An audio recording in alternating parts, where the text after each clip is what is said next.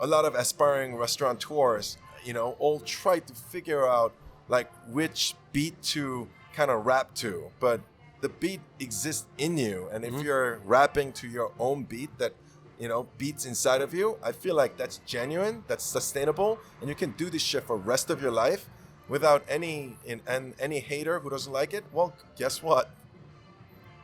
Go fuck yourself. Amen to that.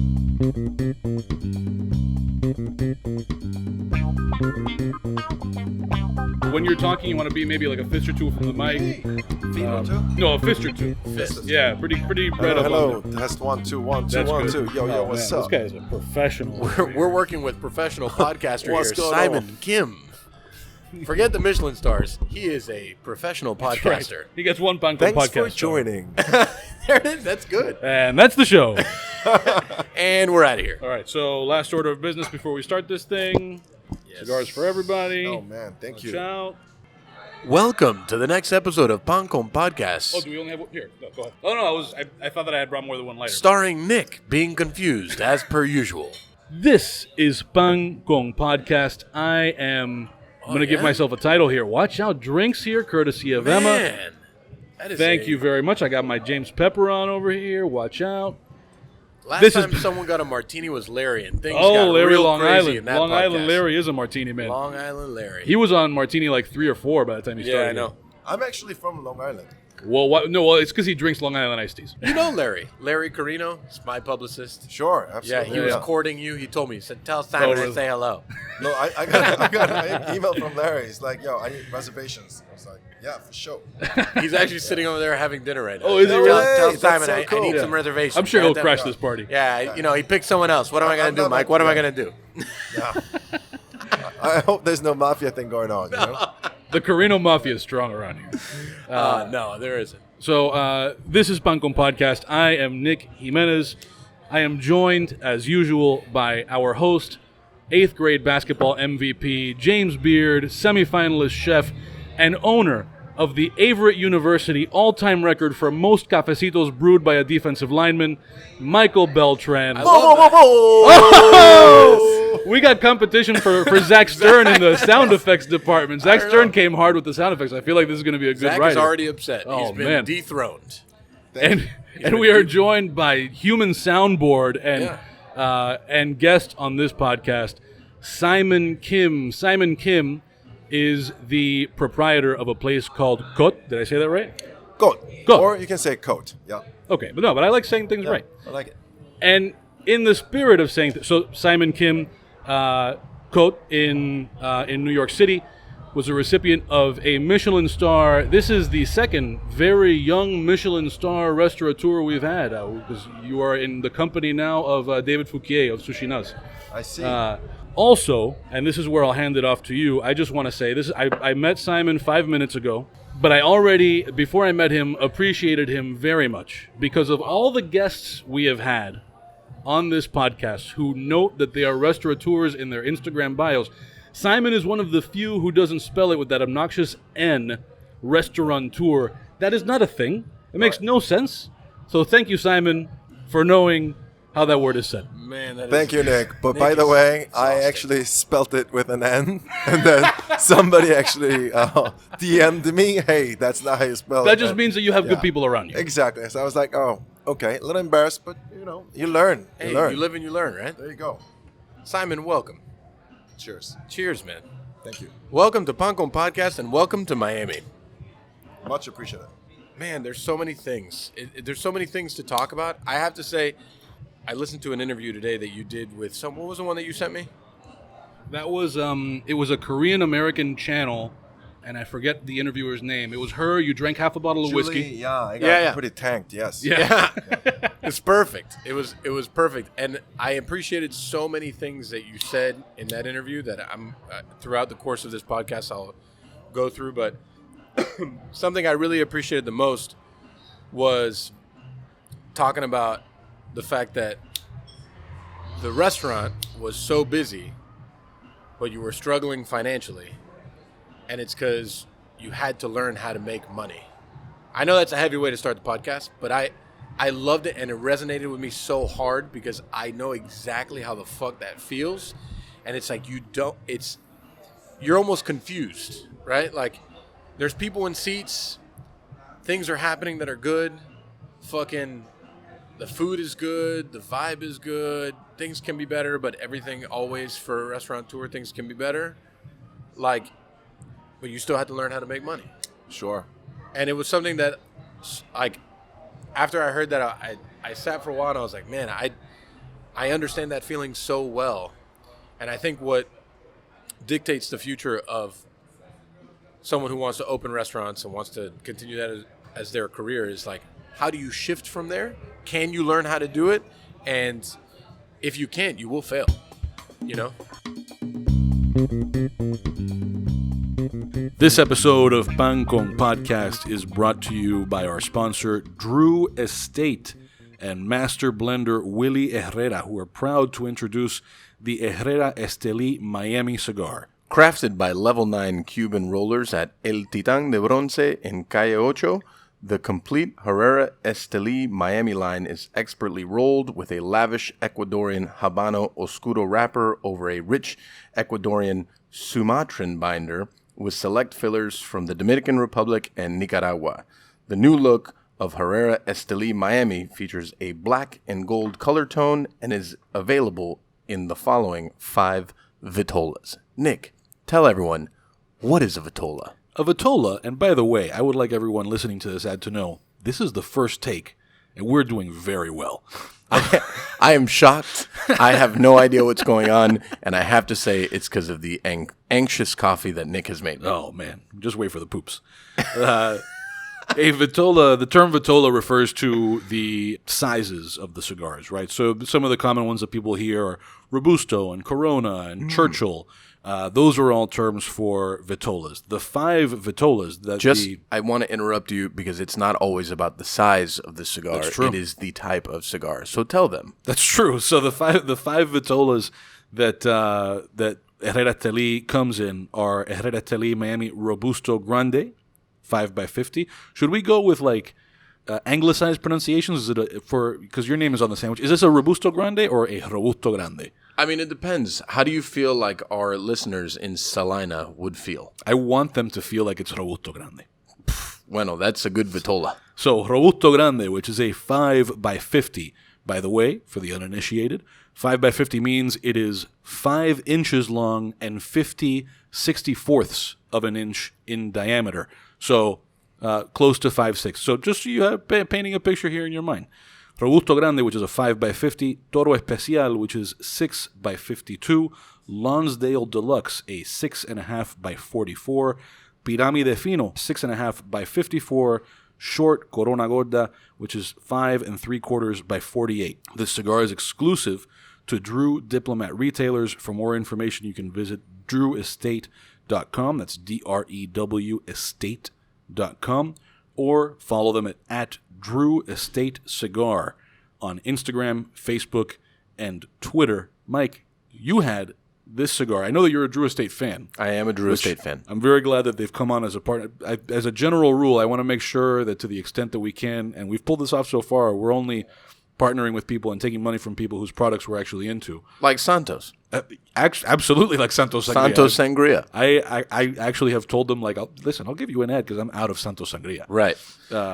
I have to say that after going through this ad, one of the things that sticks out to me the most is how very much I feel like this is softcore Cinemax porn at 11 o'clock. Explain to everyone a rich Ecuadorian Sumatran binder, how that doesn't sound very sexual. Listen, I don't know that the people at Drew Estate would object to our selling them as a sexual product. Yeah. But in case anybody's curious about what that even means, so Ecuadorian Sumatran binder. So Sumatran is not a style of... That's the thing. Of sexual style. It's not a sexual style. Got it. I mean, although some people do sexual things with their cigars. All right. Listen, you open this door. Man, we fucked this ad up already. Jeez. No, but Ecuadorian Sumatran. That might sound confusing to people who know their geography because Ecuador and Sumatra are both places.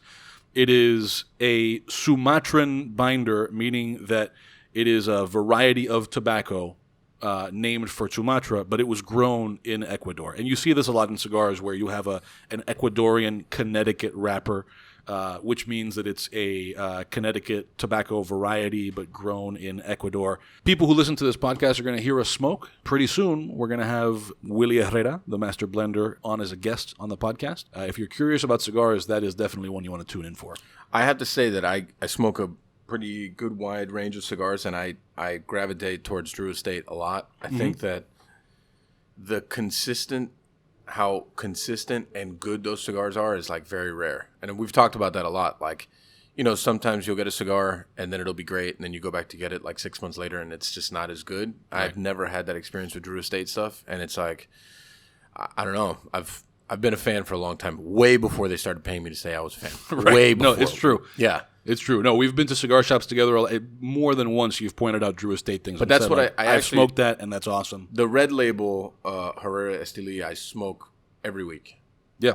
Every week it'll be the first, like, you know, when I go to one of these places, I'll go, that's the first thing I grab, and then I'll go into something else second if I decide to smoke 2 or 3 that day. So I'm glad you brought that up, because I want to make a distinction here. You referenced the one that has the red label on it. Red and gold, yeah. And that's the core Herrera Esteli, which is made in Esteli. Esteli is the Nicaraguan sort of capital of cigar making. The Herrera Esteli Miami that we'd been talking about is actually made, and this is referenced in the copy that we read, but El Titán de Bronce in Little Havana.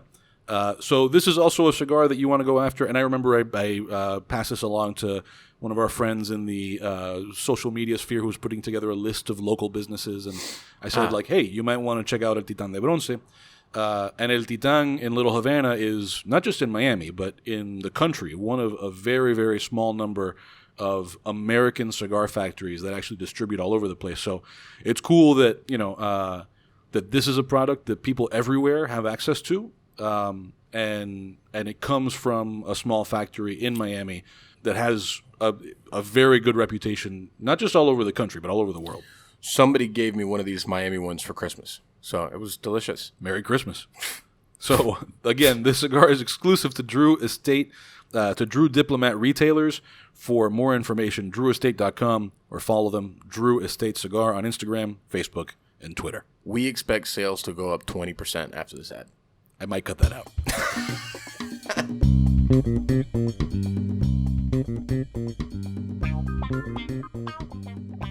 I think what really like dictates the future of a restaurateur is like, can you find your way out of that? How do you find your way out of that?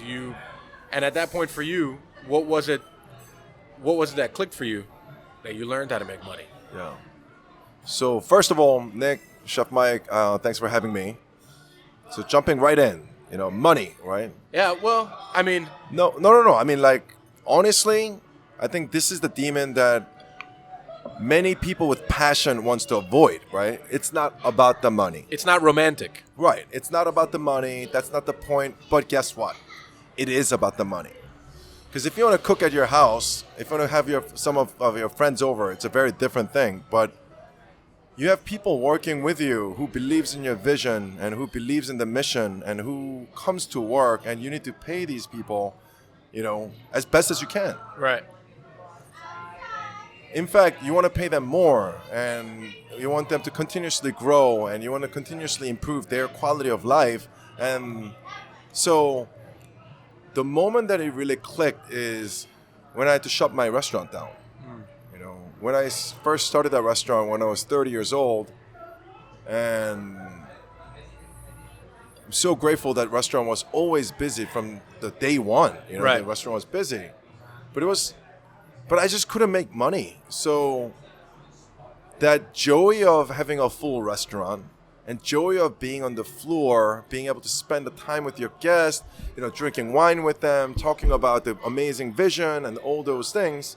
And then when the shift is over, everyone goes home, you're looking at the balance sheet, you're like, oh my God, I'm losing money. Right. But, and, you know, obviously we tried our best. You know, we looked at our food costs and all those things. Food costs and supplies and all those things are actually much more manageable. But what's not manageable is labor costs. Right. What are you going to do? You're going to let go of a sous chef that's been with you from the day one? No, I feel like...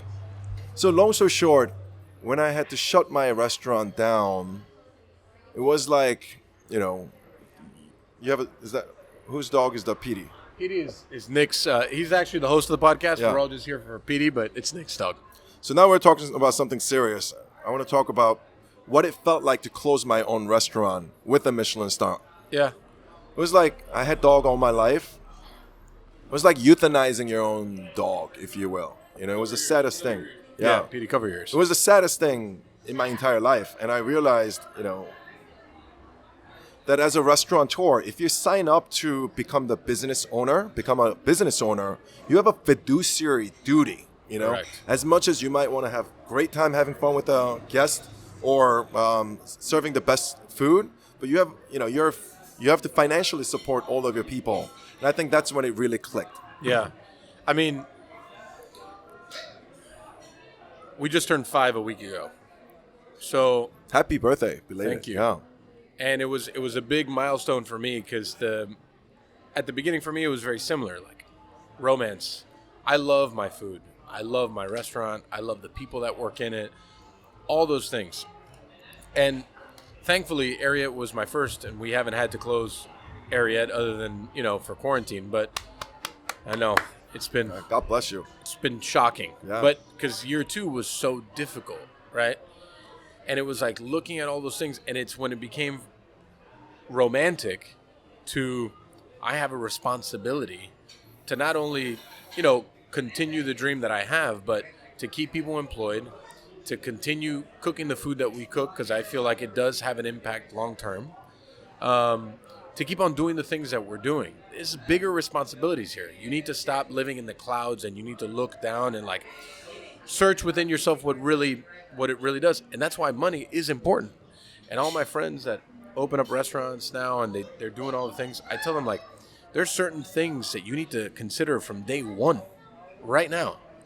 How you structure the entire business, day one, will affect you forever.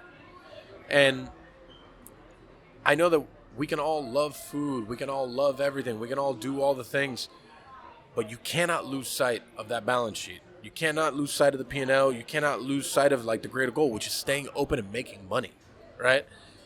So that's why when you said that, it resonated with me so much, because it was like, it is romance, right? Like the idea of dining, the art of dining, the whole thing, from the kind of food that you serve to the kind of service you have, the drinks that you serve, the wine, all that stuff. It's romantic. It's art. There's so many things that go into it. But in order to be able to do that, you need to have money. Right. You need to have money. And then on top of that, you as an owner, right, which a lot of people on the other side of this don't understand, is you have responsibilities to people that give you money. Absolutely. That you have to give them their money back. So it's like a never-ending cycle, right? And it's just, I think it's very eye-opening for a lot of people when they get to that point and they're just kind of like, and I'm still incredibly romantic and passionate about what we do, but you need to be realistic too. Sure. Realism, like the whole realistic aspect, like this is not realistic as a restaurant. This is just not, it's not going to make you money. You're not going to be able to stay open, and your dream restaurant will close. It's almost like, it's about the romance. We didn't get into this business because, you know, it pays as good as a hedge fund managers or private equity guys do, you know? We got into this business because we genuinely love the romance of it. Yeah. And what I realized is that a lot of times people think that, is it about the romance or is it about the finance, right? Right. That's not the question that I like to ask anymore. You know, I realize that money and financial stability and growth allows you to continuously be romantic. Right. So it's definitely not mutually exclusive. In fact, one actually supports the other. Right. And have a beautiful thing, because I want my sous chef to be able to live in a beautiful home, Right. beautiful car, and be able to have a family and actually, you know, have a great quality of life. Right. You know, along with a place where he can be passionate, he can, you know, continuously learn. And why do I have to choose one or the other? Right. When we can, you know, try to do both. I loved it.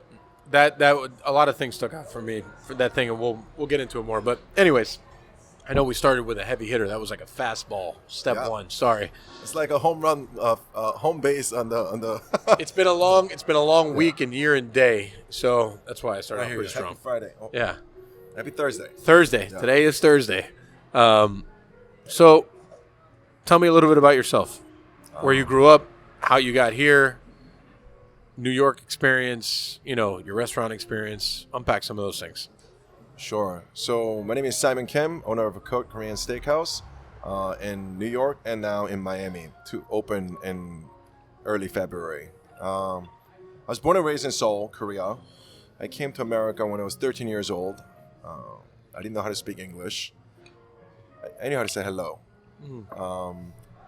I moved to New York. I grew up in Long Island after that since I was 13. When I was 16 years old, my parents opened a restaurant in Tribeca. So I started my restaurant job as a busboy. And since then, I fell in love with the hospitality. I went to school in Las Vegas, studied hospitality, worked for MGM Grand, came back to New York, worked for places like Pierre Guest or Chef Jean-Georges and Chef Thomas Keller. And then I opened my restaurant in West Village, Peoria, now closed.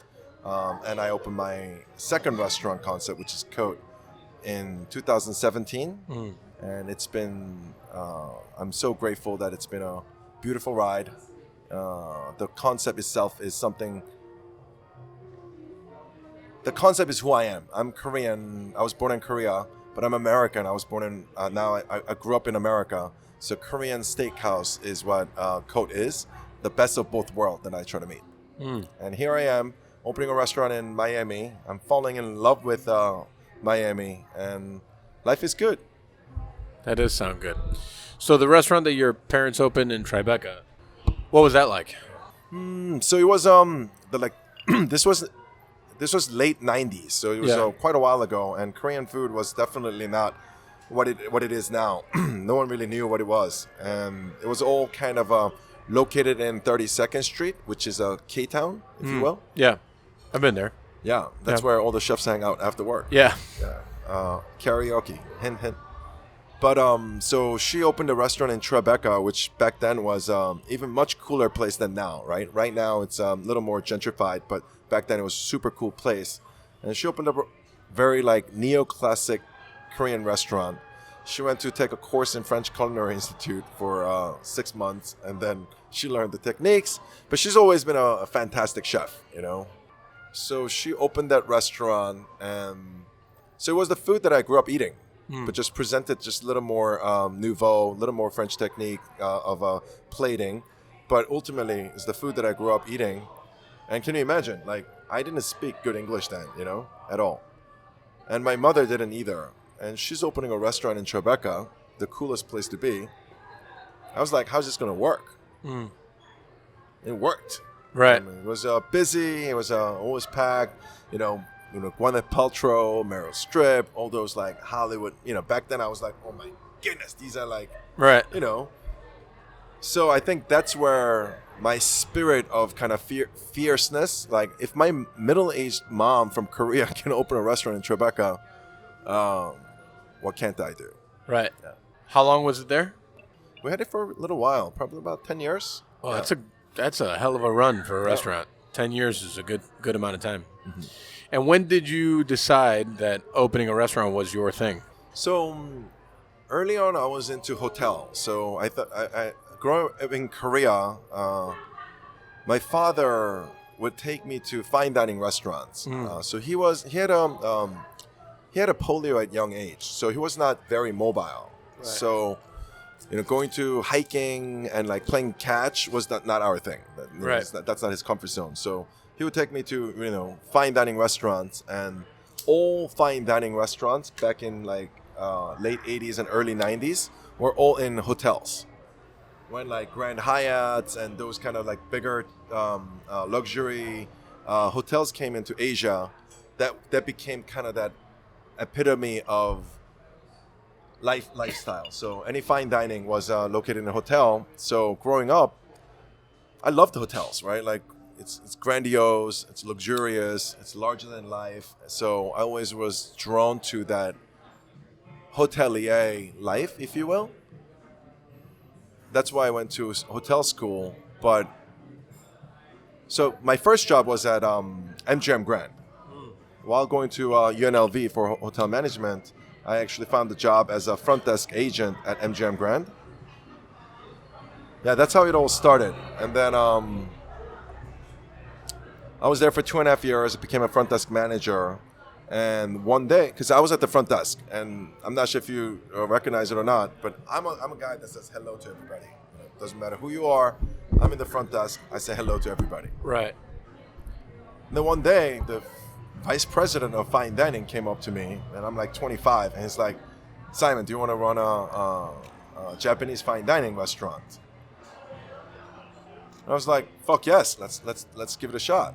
And then that I started working as a manager there. I feel like that's when I genuinely felt like a fish has finally met its water. That's a good feeling. And how long were you there in the hotel? If you consider the front desk as well, I was there for about 3.5 years. Yeah. How old were you when you did that? I think I started at 24, 25. And from there, you went to go work for Jean-Georges. From there, I had some, living in Las Vegas, you can imagine, right? As a mid-20s, so I got in a bunch of troubles in life, and I enjoyed my life very much. But things didn't, all good things come to an end. Right. So Las Vegas was done. So I moved back home to New York, and from there, first job in New York was actually Be Our Guest. It's a Steve Hansen's empire. In W Hotel in Times Square. The restaurant was called Bluefin. It was a pre-theater, post-theater restaurant. Yeah. Right. I did that for 1.5 years, and then I applied to a Craigslist job posting for Chef Jean-Georges, and those pre-theater rushes are intense, man. Holy shit! They are brutal. It's just like I worked in one pre-theater restaurant in Fort Lauderdale for like 8 months. It was in that. I believe a lot of people have like that kind of foggy portion of their career that they're just kind of like, it's like they're a nomad and they're traveling from and that was that portion, and poof, they do like 400 covers in like an hour and a half, and it was precisely brutal. Basically, and then it was like nothing. Then you do like 20 covers the rest of the night. Crickets. Right. Yeah. It's brutal. It's just like, it was right next to I forgot the one in Fort Lauderdale, but man, I never wish to go back to that. I never wanted that. But I bet it taught you how to hustle like nobody else's business. Well, there's certain jobs, I think, in your career that as much as you maybe didn't appreciate them at the time, like you learned, I worked on, there was a portion of my career that I had like 2 jobs or 3 jobs. And one of my like auxiliary jobs was working on a food truck. And working in that tight space, putting up like, that food truck had pretty decent food. At that time, that was like when Miami had like the peak of the food truck thing. Sure. It was just like, you have this much space to work in. Your tickets are on the rail and they're falling down. And it's like, you have to figure this shit the fuck out. And it was just like, that shit helped me out a lot. Yeah. Everything, for good or for bad, has some kind of impact on you long term. Yeah.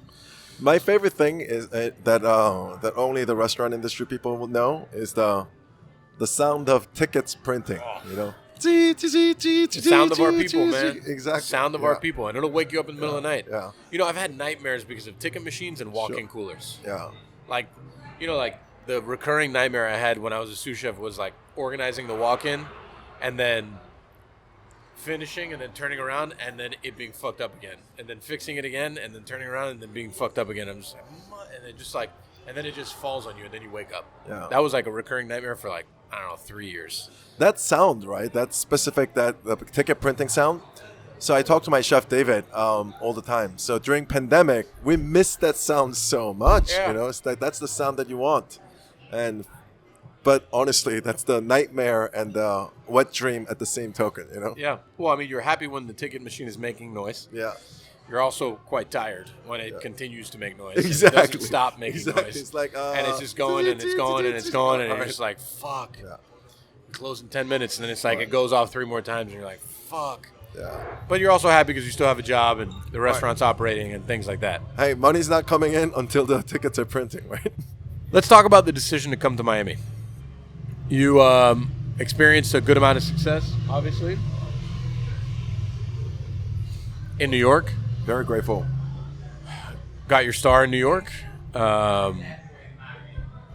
Referencing that podcast that I was listening, or show, I don't know what it is, from earlier.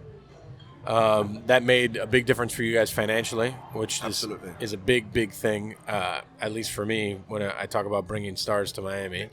Through all that time, when did you make a decision that you wanted to come to Miami? And I'd like to preface the question, because our listeners and people who do follow me will say that I'm very outspoken about the New York thing coming down to Miami, right? And is it because you saw opportunity in us before, or is it you only see opportunity in us now? And I say that coming from a place that the community here is very dear to me, right? Sure. So are people coming to pillage what we've created, or are people coming to be a part of the community, right? Sure. You know, obviously I've rubbed a lot of people the wrong way with those questions and the way that I frame them. And that's why I ask you, was the idea BC or was it now? And was it because you saw something here that you thought that you could help improve? Or because it was just an opportunity, it was too hard to pass? Sure. So that honest, is I signed that lease 2 years ago.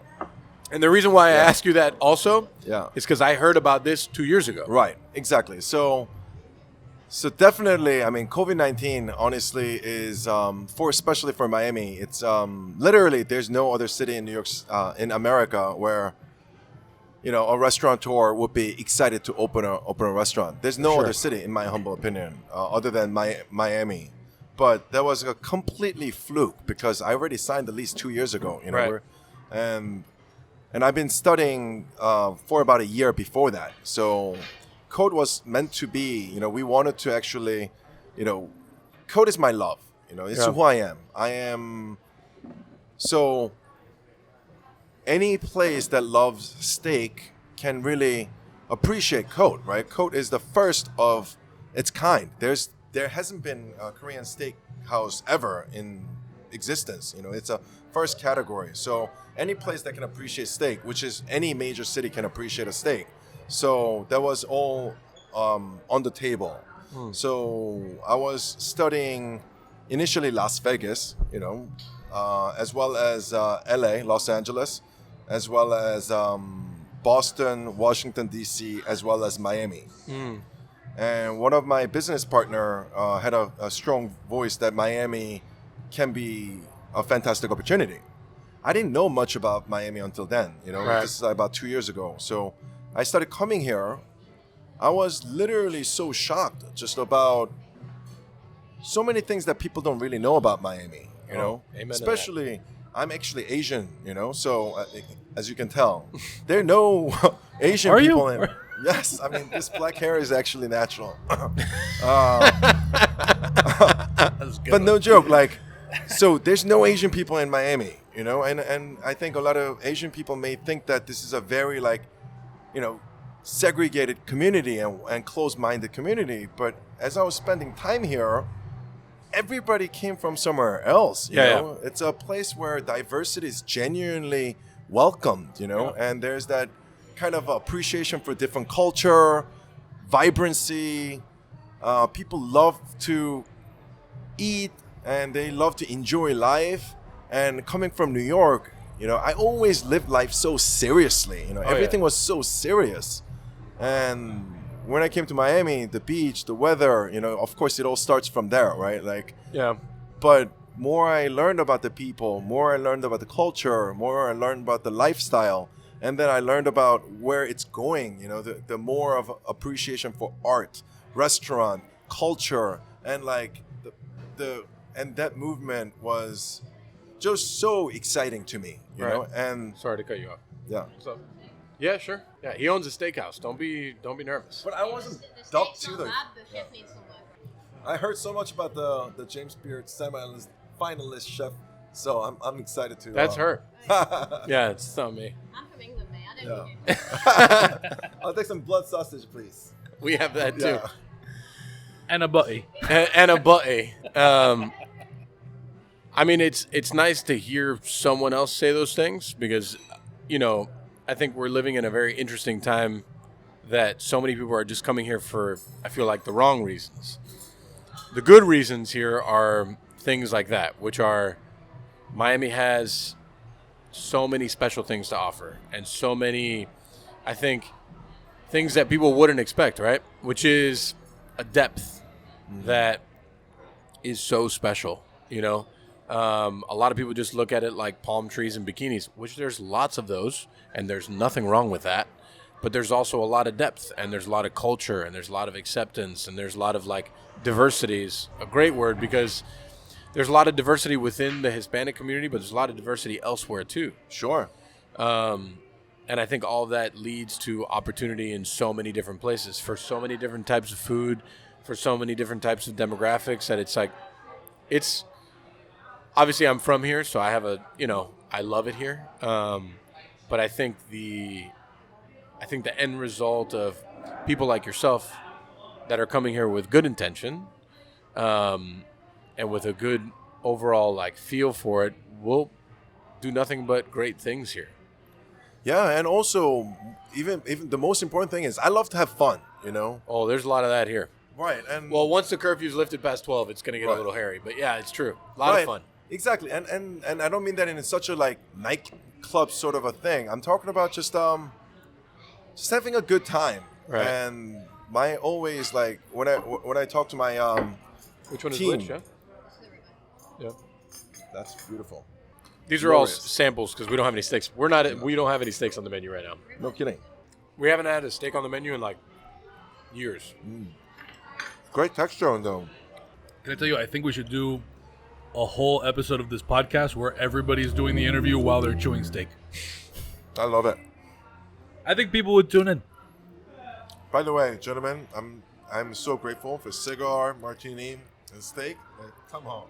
This is how we podcast, man. Yeah. I don't know what other podcasts you've been on, but this is a shit show, and it always is. This is the only reason we've been doing hope this I for a can come year back. and has made no money. That's the main reason we're still doing it. It's This is the romance. This is the romance. We don't have to worry about that. It's my favorite diet. Martini and steak. Honestly, I'm not a big red meat guy. No. I'm a weird. I love offcuts. Yeah. I love shit like sweetbreads and liver and Careful with gout. Yeah, no, I know. I'm good right now. I'm in the best shape of my life. So That's true. Gout free. I'm gout free, but I also eat super clean for the most part. Yeah. But then when I go out, I'll always want the weird shit. But that's kind of also the thing, right? So when I looked at Miami, people have a very active lifestyle. Mm-hmm. They like to eat clean and be healthy. Just not because of some other reasons, because it's the environment calls for it. Right. And Cote is all about that, It's where just clean place where we sell steak and vegetables. I love that. Yeah. No mashed potatoes, no cream of spinach, no we don't have any gunk, if you will. The stuff that sticks to your ribs. Right. In New York, did you ever go to Missy? Of course, I love Missy. Yeah. It's kind of like that. It's just pasta and vegetables. Yeah. But this is steak and vegetables. Right. Honestly, Missy was an incredible meal. I love Missy. Man, that Yeah. restaurant was great. Lilia is also fantastic as well. We also went there. We Yeah. ate at 22 places in 2 days. It Well, was thanks crazy. Thanks for coming to Cote. Yeah. I hear it's hard to get a reservation there. That's why Larry's hitting you up. Yeah. You'll be my guest. That time we went to Uncle Boone's. Yeah. That place was awesome. And now it's closed. I know. Yeah. So many things. Oddfellows, you been there? The ice cream place in New York. Some of the best ice cream I've ever had. No kidding. We had a black olive, a Tajiaska olive caramel ice cream that was mind-blowing. No kidding. Mind-blowing, yeah. We ate at Atla. Katz's, obviously. We did the regular stuff. Katz's. Frankel's Deli. Yeah. Probably some of the best babka I've ever had. It was a hardcore food tour. Yeah. Hardcore. You should have done some Upper West Side Jewish deli style. Barney Greengrass. Never went there. Yeah. And Zabar. The Upper West Side Jewish smoked fish and bagel sort of thing. It's got some real We went freaking to substance. What's the most well-known smoked fish and bagel place? Ross and Daughters. Yeah, we went there. Yeah, Ross and Daughters is fantastic. Yeah. Really good. So, what were we talking about before we started eating steak and Oh, who knows? talking about random things? Miami, how right now? Like, Oh, yeah. it's an interesting time, right? Yeah. Because it's like the community BC before COVID was on such an interesting upswing, right? So much young talent, so many people doing good things. Obviously, you have some of the people that like laid the foundation for us: the Michael Schwartzes, the Michelle Bernsteins, Sure. Hetty Goldsmiths, Norman Van Akens. Like those people all like laid lots of foundation, and then you had younger people doing their thing, and the scene was looking great, as so many other ones were before COVID. And now it's just this interesting like touch and go. We're not totally sure what's going to happen next and where people are going to dine next and what is going to be the different demographic that we're going to be dealing with. And then enters like the people from the north, right? Yeah. How will they affect our landscape? How will they affect the dining experience in Miami? And not just the restaurants, but just the diners too. Because there's going to be a fuck ton of new diners too. Sure. I mean, I know that Ariette's book, I check every morning when I wake up, and I can tell you that 70% of those people are from out of town. 70%. Wow. Yeah, it's wild. And beforehand, it was not like that. So, I mean, I'm grateful, Sure. you know? It's just an interesting space that we're living in, you know? So how we all navigate it and how it all kind of goes long term is going to be interesting to see it play out. Right. And I think one of the most important things that we as a restaurateur can adopt is flexibility and just adaptability. Right. Because honestly, who was ready for COVID? You know, nobody was. And I feel like if there's anything that this kind of a true vulnerability has taught us is vulnerability leads to, you know, improvement, right? Like evolution and our ability to adopt. And I think that's using the muscles that you haven't been using, you know, previously, Right. and discovering avenues of, you know, revenue stream or opportunities that didn't exist before. Right. And instead of like just welcoming it and just running with that ball and just touching it down. And I think that's something that I really learned over the COVID environment. I think the COVID thing really showed what people are made of. I know you've done a thing. Can you do other things? Sure. Can you adapt? Can you bob and weave? Can you, like we had a small concept down the street from here. It was like 700 square feet, and we actually demolished it. It's going to be like 3,000 square feet. We're in the middle of building it. But during the pandemic, we took essentially what was a coffee shop with a large outdoor patio for dining. Yeah. We turned it into a market. You can order your groceries. Provisions. We would bring it to you. We were making pasta out of our pasta room here, selling it by the pound. We were making pickles, selling them by the jar. Sure. We were like, it's like what our corporate pastry chef Devin Braddock was making bread. I mean, we have a bread program, but not like that. Sure. Loaves of bread. It was crazy. It was like, what you have to dig deep now to see what you can really make of this, because this is a fucked situation.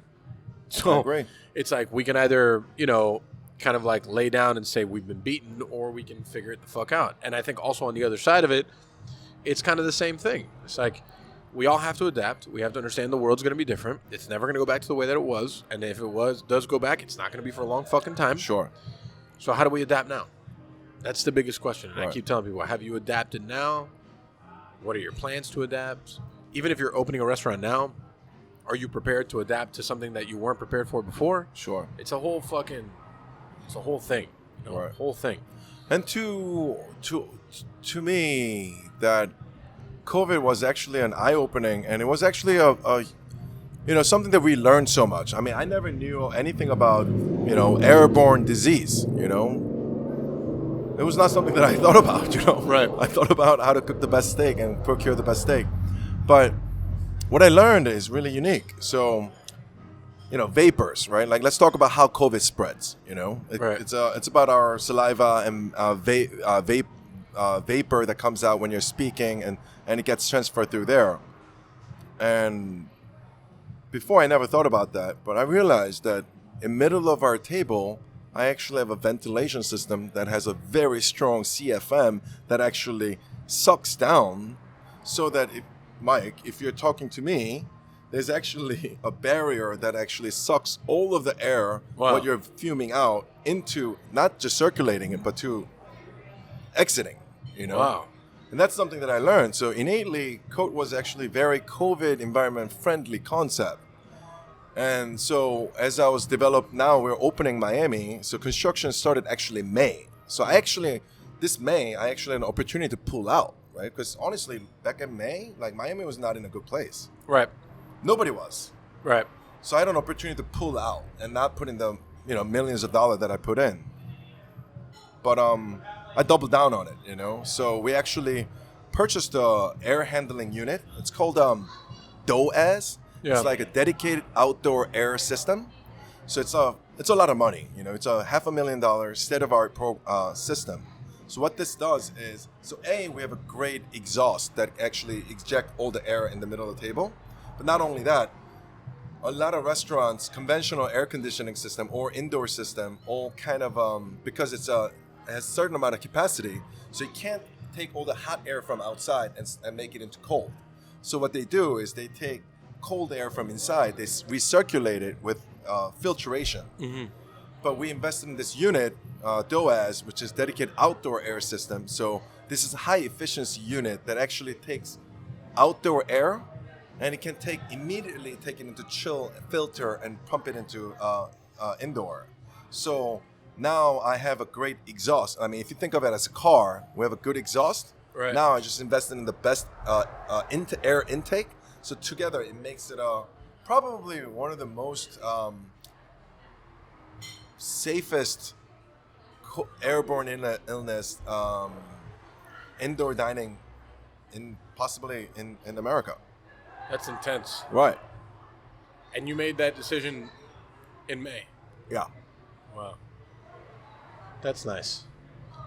I mean, it's one of those things that now when you go to build a new restaurant, it's all new things that you have to take into consideration, right? Because it's like I said, we're not sure where this is going to go or how long this is going to go or kind of like what's the next steps of this. So it's really just better to be prepared for it. Because like what you said, who the fuck was prepared for this in February? Nobody. So how many seats is Cote? Cote New York or Cote Miami? Both. Cote New York is about 100 seats. Cote Miami is going to be about 150. Oh, yeah. All indoor or indoor-outdoor? All indoor. All of it? Yeah. Wow. That is a lot of indoor dining. It is. Fuck. How many square feet is the space? It's about 6,000 square feet. Oh, man. Yeah. Once you get over like 4,000, I start to get worried. Yeah. That's me. It's like, well, I don't know. Like, how many square feet is this? Indoor? Oh, yeah. Yes. And outdoor. Just Well, Ariad itself, just the top level is 2,200 square feet. And then Nave, just the top floor, that's not including outdoor dining, is 3,200 square feet. Nice. So Nave used to be 2 spaces. We cut them in half. We had the building cut them in half. Because I didn't want, this was like one gigantic thing. This is going to be an event space eventually. Your outdoor spaces. Oh, man, it was fucking crucial. Like, imagine there was no indoor dining allowed. So actually, Nave was closed. It just opened, I think it's been a month this week that it's been reopened. So Area just took the whole patio. Yeah, it's the whole thing. We actually have a back patio we use for events as well, but it was a lifesaver, man. It was a huge, and like when it first began, we started doing our tasting series also that we did once a month. It was like 12 courses, whatever, the whole 9. And we did it all outdoors. And we only did 45 people a night. Sure. To make it like extra by the lines, But the outdoor dining really it saved. Oh, yeah? Love it. That's going to be you pretty soon. It's going to be me pretty soon, yeah. Yeah? Yeah. What are you getting? A Harley. A Softail Deluxe. Oh, you got plans to actually get something. You're not just learning. No, this is a plan. Oh, this has all been premeditated. Are you secretly like 50 years old? No. You having a midlife crisis right now? I don't know. I mean, he looks good right now, and Yeah. he's going to get a Harley. I mean, why not, though? Hold on. Let's talk about that. Why not? Can you No. explain to me why No, I no, shouldn't? no. It's Tell me why I shouldn't. No, I'm very happy for you. You absolutely should have. That's what you want to do. I just think in a way, I just, I'm excited for you. But it's funny that you're doing the the Caddy. Yeah. Well, I've had the Caddy for a year already. You're going Caddy, Glock, Harley in a space of like 12 months. Hold on, what's a caddy? I have a Cadillac. No, No, it's- 1961. elaborate. what? Yeah. God. Okay. Fine. It's like I'm about to show you. This is pictures all of my happening kids. very quickly. I know, bro. Damn. Oh, he Cadillac and Oh, a you- Harley Davidson? you- What are you, 50 years? I mean, how? That's a good question. I mean, that's old man's. I made my life. It's cool now guys that's, things. Don't it say is. old men. Cool guys. That's like I'm not- very cool. A very Dude, cool old guys. Get out of here, bro. Don't worry. Just invite me to Cote. I'll roll Seriously. up. I'll park it right in Yo. the front. Give Make it look you a little real ride nice. around the block. Yeah. Yeah. Dude, that's so beautiful. I know. Is it easy to find one of these? No. It's easy to find, but one that actually runs and drives Right. well is. I mean, I've had it for a year already, and it's only been on the road for 4 months. All the other times it's been in the mechanic under construction. Wow. So it's just like, I go back to our podcast with Danny Surfer, a long time ago, and we always talk about like mental health in the kitchen and the whole restaurant world. Stop! What are you laughing at? Danny Surfer's yo-yo is your 61 Cadillac. Yes, it is. That's accurate. So Danny tells me, he was like, Mike, you need to get a hobby. And I was like, I have a hobby. I box, I train, I work. And he's like, none of those are hobbies. I said, okay. So I found myself a fucking hobby, Nick. I don't know what's wrong with that. There's nothing wrong with it. I don't know, you're being very judgy. No, not you at know- all. No, it's the same J word. We're jealous. Yeah. No, okay, I that's wish. cool. I no, a huge part of me wishes I was doing all of these things. Yeah, Me absolutely, too. Yeah. for sure. Congratulations is what I'm trying to say. You only live one time. I Yeah, agree. you're over here driving YOLO. Cadillacs. Yeah, there it is. You're talking- I don't you're- want to use the thing, but yeah, we went there. Yeah. We said I'll YOLO. be the You're guy. fucking YOLOing people, and I'm talking into a ball tickler right now. Yeah, I mean, you Come are on. talking That to a is ball a ball tickler. tickler. Yeah. That is kind of cool. It's your ball tickler, though. Oh, only for me. Matches In the with COVID era, you don't want to share. Matches with the beard and the the stash. Yeah. Man, how do we totally get off track again? There's nothing wrong. I know how, because the bikes. Oh, the bikes motorcycle, rode by, motorcycle. and then Nick said that's going to be me soon, and I said sure. Yeah, If I spend enough time in Miami, I do want to get a Harley chopper. yeah. Let's go, man. Let's go get one next week. Come on. Now I gotta work out a little bit. I gotta look the part before Hey, I. I mean, you look good, man. Wait, Yeah, you trying to that's get a fine. work? You come work out with me 7 a.m. Where do you work out? Place called Mickey Demo's Boxing Gym. Which is where? I got to tell you exactly. It's north, like north. Nikki Demos, the email is advertising at Pancong Podcast. Mickey Demos. Mickey. He could. I mean, listen. Mickey would actually be a good person to have on the podcast. It's an interesting background of boxing in South Florida and so on and so forth. So, but yeah, I started boxing like 2.5 years ago, and it's like my meditation / workout every day. So I boxed for about 3 months at Mendez Gym in New York. in New York, Yeah. I know that gym. I had a friend that went there too. Yeah.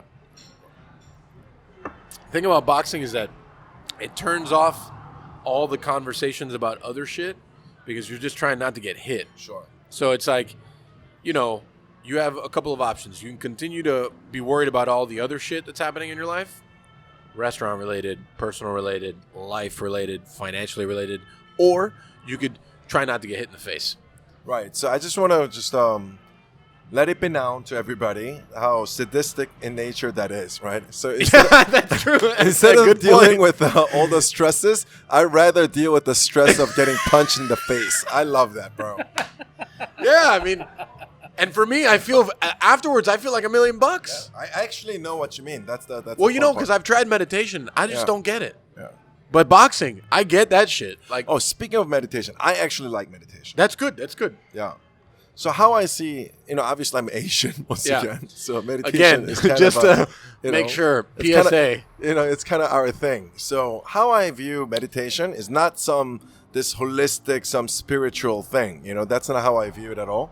How I view it is like when you have your car, right? Before you start the engine, you actually turn it halfway through. Yep. And it goes ding, ding, ding, ding. And then it's self-assessed. Like, is the engine okay? If it's working, yeah. Exactly. To me, that's what meditation is for me. So in the morning, before I start, I just take like 5 to 10 minutes and I start breathing. Yeah. I close my eyes and basically take a time to kind of assess where I am at. Sometimes I feel a little fat. I move around. I feel like, oh, I'm extra fat. Then I actually don't eat fatty shit. I actually like try to go for the salad and whatnot. So I feel like when you give yourself in the morning, like how you are doing, you know, we always ask how are you doing, you know. We never ask how you know, we're doing ourselves, you know, ourselves. That's a good. I feel like that 5 to 10 minute really kind of you know, helps out assessing how I'm doing. I like that a lot. Hopefully one day I can actually implement something like that. But it's interesting that you say, how am I doing? I think as a restaurateur, owner thing, we fight so much for like the greater good of the company, the employee, the thing. And oftentimes it's like, you know, you ask, and especially this year I feel like even more so than any other year, you ask people how they're doing. How are you dealing? How is life? What's going on? So on and so forth. And sometimes you like look in the mirror and you're like, fuck, man, how are you doing? Right? Sure. So it's an interesting perspective when you have to ask yourself that question. And sometimes you say to yourself, man, I'm fucked up. It's been a real fucked up month or fucked up week or fucked up day. I don't fucking know. It's all like I feel an interesting part of the restaurant business is like, you know, we give a lot and sometimes we do it for the romance, that thing, that moment. Like I always talk about like a moment in the restaurant that we're all fighting for, right? Like for me, it's like I'm working the pass, the food looks incredible, the restaurant is bumping, the music is loud, people are drinking, and it's like it's a singular moment that you're fighting towards, and you've reached it, but then it's always it's almost like a drug. You're always just trying to get back to it, trying to get back to that moment, trying to get back, because I'm not, me personally, I'm not like a table touch guy. I don't want to like talk to a bunch of people. That's not my thing. But that to me is like what I'm working towards. Like that thing, everyone's having a good time. It's like controlled chaos because that's what restaurants are. They are controlled chaos, and it just feels right, you know. So it's always that fight for that thing. I agree, and I think honestly, in the middle of pandemic, when we're going through, when we're genuinely fighting for our survival, you know, doing everything impossible to basically save one more manager on our payroll, you know. Right. During that time, honestly, like that self-care didn't exist. Didn't exist. I have 2 beautiful children and a beautiful wife. Congratulations. Thank you. And my daughter's 3, my son is a year and a half, and my wife basically had 2 kids in a year and a half of time, you know. Amazing. So a lot of hard times, but like I sent all of my family to Korea because that's where their forks are. So I got to focus on, you know, fuck this right now. Right now, I got to like, because I'm an all-in kind of guy. Yeah. I bet my life on this restaurant. You know, I don't have any saving. You know, like this is not some bougie shit. This is like literally betting your life and doubling down with the restaurant closing and tripling down, you know, sort of a thing. And this successful restaurant was on verge of uncertainty, you know, maybe it was going to go under, just like so many restaurants in New York City. So during that time, I sent them over to Korea, and I just literally fucking worked my ass off, you know, turning it into delivery, you know, sending, you know, steak care package to Hawaii and all that crazy shit that I never thought I was going to be doing. Honestly, during that time, I didn't meditate. I couldn't. Because if I asked myself how I'm doing, I think I would have broken down. Yeah. You know what I'm saying? Oh, no, I 100% understand exactly what you're saying. Yeah. Because it's one of those, I've said this a lot too in the last like month, because I'm not like we actually had an argument about this. I'm not a New Year's resolution guy. There's things I would like to do in the new year. We did have this conversation. You said it's a New Year's resolution, and I said it's not. When was this? Don't worry about it. No, we did. It happened. Yeah. But basically, one of my things was I'm tired of just surviving and I want to live. When you're trying to survive, you're not living, you know? And like the whole last year of so many restaurants' lives has been survival. How can we make it to see another day? How can we, and then when you see another day, what's the next course of action for that? So it's not, you're not planning, because today is already done. When you start the day, you have your plan for the day. You're going to attack the day. You know the thing. It's already done. What are you going to plan for the next week, the next 6 months, the next 2 years? Because as a restaurateur, you know, you're always planning, right? You're planning, how are we going to be more profitable? How are we going to, you know, structure our business better so our employees have a better quality of life? How are we going to, so many fucking things, right? And this year has been completely kind of like in that same vein, but it's all about how are we going to survive? it's a dark place to be in. Sure. And I think, and it's not just our industry, right? It's so many. Sure. I can only resonate with the one that I know and the one that you know, right? Absolutely. It's just, it's so fucking much, you know? And then when you talk about doubling down, like a little coffee shop that was 700 square feet that's now going to be an actual restaurant, like, you know, we made that move in the middle of the pandemic. Signed 4 new leases in the middle of the pandemic. Woo! Bravo. And it's just like, you know, you're planning for the future. You're doubling down for things that hopefully one day will be good. And it's a fucking gamble because, like, at that point when all that shit was happening, people weren't even allowed to sit inside. Sure. So it's like, so we're gonna do what? But if not now, when you're comfortable? I don't know. You know what they call you? A guy with balls of steels.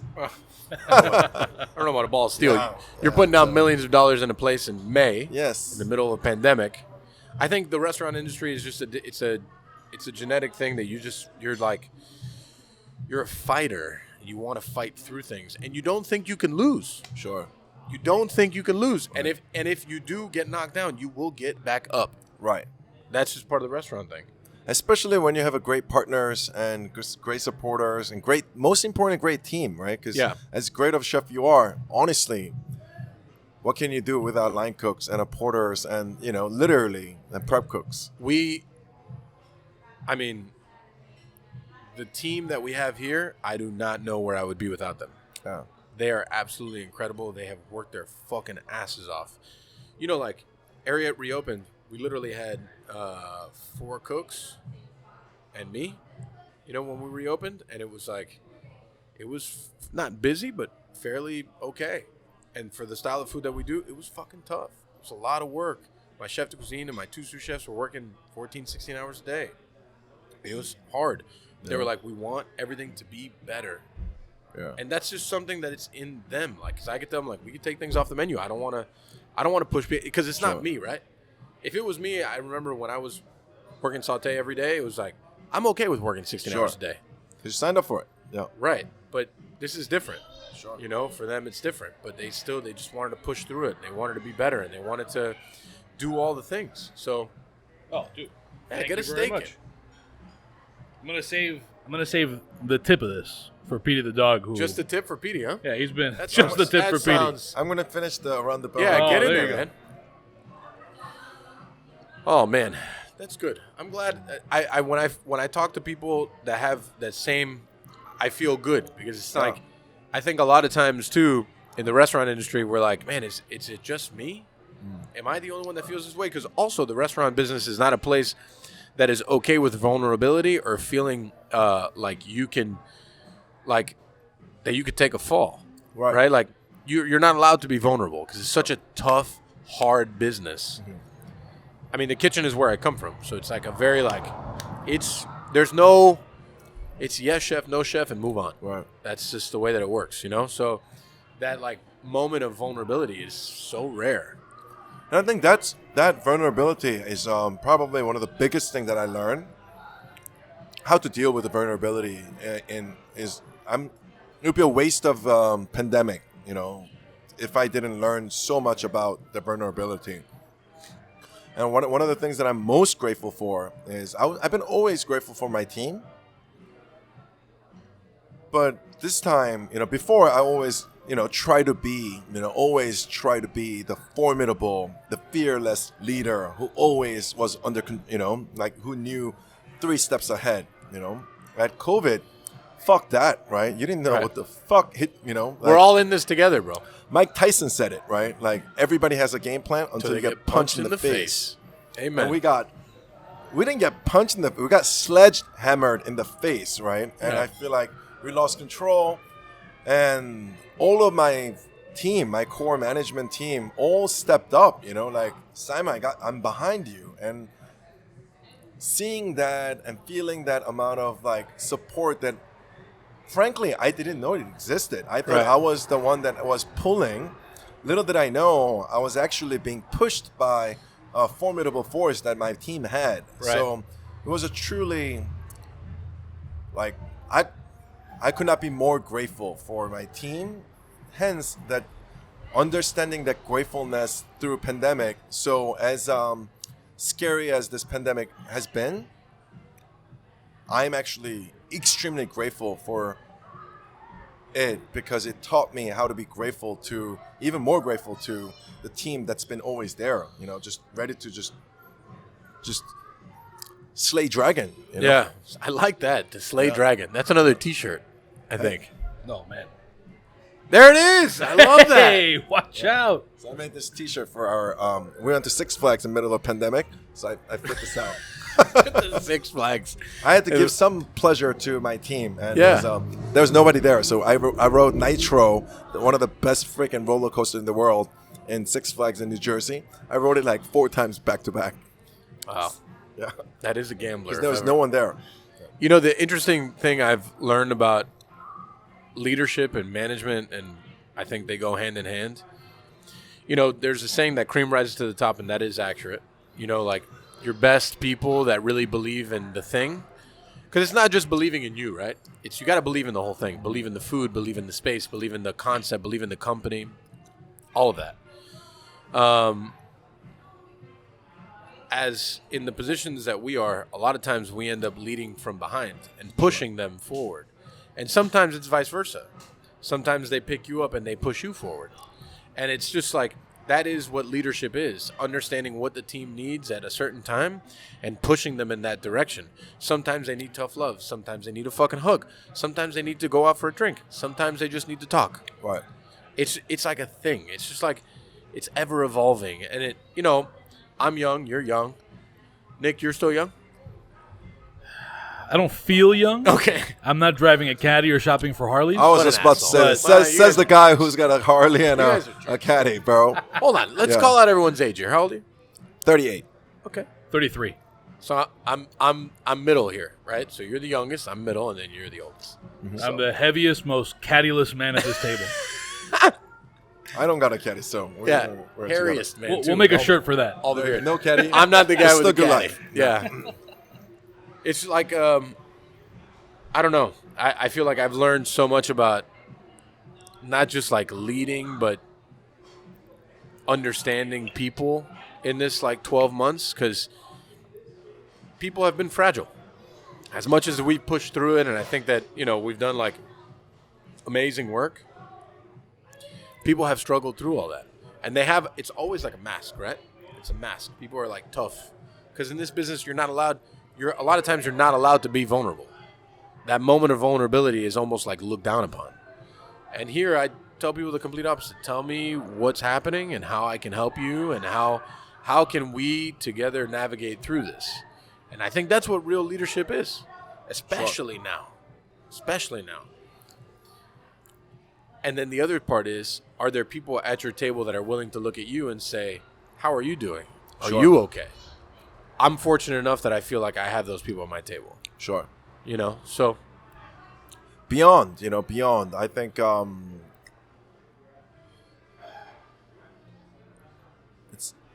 it's like before. I'd be the first one to admit, as a leader, you always kind of think about, how am I leading? How am I? You're always kind of caught up in your self-critical, self-assessment. How can I do better?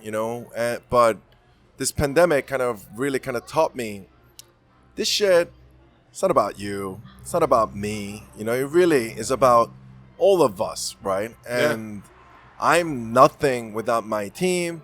And together, 1 + 1 is actually not 2, Maybe 1 + 1, maybe 2.2. Maybe there's some little bit of a error, but actually 1 + 1 + 1 + 1 + 1 + 1 + 1, it can actually equate to fucking 45. So that doesn't make any mathematical, I'm an Asian guy, but it doesn't make it. Mathematically, that doesn't work. But you know what? That's where the romance comes into play, Yeah. right? It's the magic, It's I that believe moment. in magic. Yeah. it's the moment. It's like, Right. it's the team. And it's always like, I always feel like we're just a couple notches away from chaos, right? Like we're almost there. But the team is all working in unison and all working so hard to keep it under control. Yeah. And that's why I say it all the time. I grew up in kitchens that people would tell you all the time is like, you are replaceable. You can be replaced. I do not believe that theory. I think a function can be replaced. And what I mean is, like, you are the Garmo cook tonight. But what that certain Garmo cook, that human being brings to that station, Sure. that personality, Sure. that thing cannot be replaced. Sure. The function can be replaced. Sure. It is the people that make the place and not the opposite. The people make the place special, right? And then the space will accept it. Sure. So it's just, like you said, several ones could equal 45. Right. And that's how I think that's really magically what makes great restaurants work. I dined at a Linea like 3 years ago. Sure. And it's this incredible like show of perfection. The whole thing. And from however you feel about it, whether you like the food or you don't like the food, or you like the drink or you don't like the drink, however you feel about it, it's an incredible movement of perfection. And all the bodies there are there for like a certain reason. And they're there for a certain function. My issue with spaces like that is that the soul sometimes is not always there. Sure. The personality is not always there. So I struggle to find who is this restaurant and what is it trying to tell me, right? For great restaurants, I think they tell you something. Sure. And a place like that is so structured to be perfect, the imperfection sometimes is what I find special about places. Because the imperfection lies in the human aspect of things. Because no human being is perfect. So it's like, it just goes back to that statement. It's the people that make the place, not the place that make the people. Sure. And it's teamwork is, I think, the resounding thing. It's like every chef, every fuckface chef on the planet that says that they're like the number one and they have the biggest ego, they can't even walk through a fucking door, realize if their whole team walks out, they're not shit. Sure. They're nobody. I don't care how good your fucking food is. And the same thing for anyone working in the front of the house. Same for every restaurateur. You want to come in and barrel down on everyone. It's just not realistic, man. Sure. It's not. Your team is what makes it. Right. And on that note, I think that's exactly what I strive for. So with Cote, we never want to be more than what we are now. I mean that we will always continuously, try to become more excellence, add the dose of more excellence, evolve, do things that we do every day, just one day better, just a little bit better, a little bit better. But that being said, I think innately as a DNA, let's say if a 4.0 is the highest grade that you can get, 3.5 or 3.6, I was not very academic. Is that still A, 3.6? Nick? GPA 3.6? Nick is the I- academic. No, I guy. was actually a 2 point something student. But went no, to Belen. I want to say that's a B plus ish. That's still So pretty what is A? Still pretty solid. What is that? Generally, 3.75? generally 4, I think, unless but the it's- scales have changed. No, I but don't no, know. but it's it's there's four- A and A minus. Yeah. Yeah, what's There's A? A, there's A plus, A, and then A minus. But I think, I don't know if everybody's done this, but I think a lot of people did away with minuses. Oh yeah? Yeah, So Whatever, what is but- A plus then? would be like 4 or 5 or 2.5. Oh, so it's over a 4. Right. Yeah, This yeah, seems yeah. wong. All right, so let's go. all Let's right. scratch it. Let's Whatever, start from the no, no, beginning. no, Let's start from the no, no, beginning. I think I can stick to this. So Okay. let's say there are 3 Michelin-starred restaurants that's striving for 4.5. Okay. The A plus, right? A plus. It's fantastic. I love going to those restaurants to really get a dose of that excellence,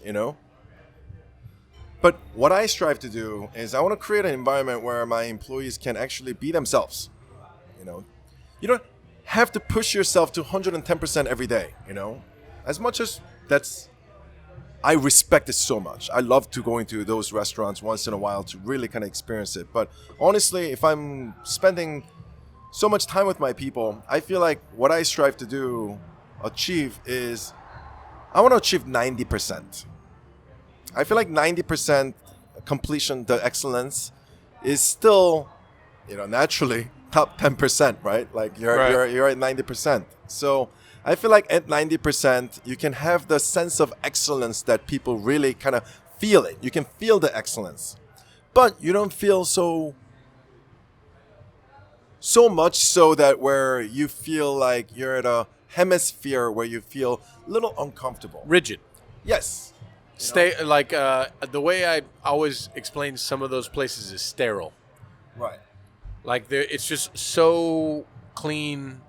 You know, when I walk into a space, I there's so many things that I look at from top to bottom. I look for what's not perfect. Right. And say, how did they get by with it not being perfect? And there's so many reasons why they could or could not get by with it not being perfect. And sometimes I find it's like what may make the space special. You know, the fact that maybe like the soundproofing wasn't done super well, so it's a little loud in here, and I'm okay with Character. that. Yeah.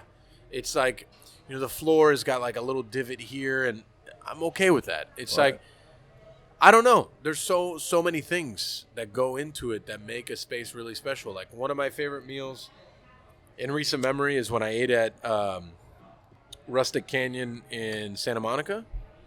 And, you know, it was a very like organic environment, Sure. but the food was incredible. And then a year later, they got their first Michelin star, That's awesome. and they deserved it. Right. Andy DeBrava and Jeremy Fox are obviously two of the best chefs in the country. Jeremy's been one of the best chefs in the country for 20 plus years. So the fact that in that environment that it was small and a little tight and so on and so forth, they got a star, it made me believe that we can get one. And so many other places like us can get one and deserve to have one. I honestly think Florida should have a Michelin guide. I mean, yeah, me too. I'm not even joking. I think honestly, if Mayor Francis and mayors, Oh, man. they're all listening. Wrong podcast talk about Yeah. those guys. No, They're not the my reason, fans. yeah, I mean, but because we need government assistance, right? Because I mean, I consider whether Miami accepts me or not yet, but I consider myself as a Miami restaurateur now. You know, I'll tell you. Yeah, The real people to engage here is the GMCVB, right? what is that? The GMCVB, the Greater Miami Business, blah, blah, blah, blah, blah, It's blah. the Greater Miami Convention and Visitors Bureau. Right. Those people that are the ones that can engage the guide, that Yeah. need to get the mayor and elected I officials. agree. They are the ones that engage the guide to get them here. Now, the guide needs to be paid to come here. Sure. Just like they're paid everywhere else Hey, to somebody's go got to places. pay for it. Right? Somebody's got to pay for all those meals that they're about to have. Yes. It's one of those things that we need their help to do it. But instead of, and this is why I'm obviously not their biggest fan, they waste their time talking about like Miami Spa Month or the Miami Spice menu and shit that's basically the dollar menu. We are not the dollar menu, bro. Right. We are, this place is much more special than those things. So that's why, you know, I run that restaurant like it's adequate enough to get 1 star. Right. That is the way we train for service. That is the way we prepare our food. That is the way that we prepare our minds. Right. Even if we know we're not going to get one because Right. there is no guide here, Sure. that shit does not matter to me. Right. I'm not here in it for chips. I'm here in it 100%. because this is what we do it for. Sure. You know, but are there other restaurants in the city that do deserve stars? Absolutely. Right. I think so too, and I'm actually genuinely falling in love with food culture of Miami, especially the newer movement. We talked about Itamae too, right? In the design district, the Nikkei cuisine, the vibrancy, the color, the presentation, and kind of like the lighter vibe. You know, it's Yeah. a much lighter vibe, and I think there's there is actually genuinely world-class cuisine that is evolving here, you know, like Yeah. Miami. And something that I also would personally would love to see more is Miami is a port city. I mean, we're right next to the water, but in terms of all the seafood that's being caught, you know, and also we're so close to the Gulf of Mexico. I mean, which is one of the biggest fisheries in the world, right? So I feel like there's a huge, tremendous movement that's taking place here that needs to be celebrated, that needs the recognition. And even more is I'm more excited about like next 5-10 years, Yeah. what's about to happen here. Like the world of the culinary gastronomia needs to pay attention here right now. Yeah. Is the menu here different than the menu in New York? Yes. How? So honestly, right now, we're all R&Ding like crazy right now. Oh, So that's cool. yeah, we have a very short amount of time. In fact, I actually need to finalize the menu by Sunday. So we're going to print everything. That's and soon. whatnot. So, but my mission to my chefs were... So obviously we're a steakhouse. And we have a butcher's feast, which is the main driver, right? So 4 different cuts of different beef with vegetables. that's not going to change so much, right? Because that's our main driver. But appetizer-wise, I want to really kind of focus on the local products, right? Especially fish is what I'm really, really excited about, you know? Mm-hmm. It's almost mind-boggling that there's not so much of seafood culture. Given the fact that abundance of so much seafood here. So we are really trying to procure as much of available seafood, local seafood, and try to incorporate that. So we want to have a great version of ceviche, you know, a little bit of a gochujang and whatnot to have our take on local produce, local fish, as well as all the vegetables as well. So right now we're in the thick of it, you know. So chefs are, you know, finally we got our refrigeration working. So it's getting packed. Man, refrigeration is key. So it's interesting you talk about seafood a lot, because I've talked about that a lot with my chefs too. Is that, albeit we are where we are, really we're boiled down to like just 4 or 5 fish. And it's like some of them are super hyper local, and then when they fish them very heavy, they ship them north. Sure. Because people pay more money for them. Exactly.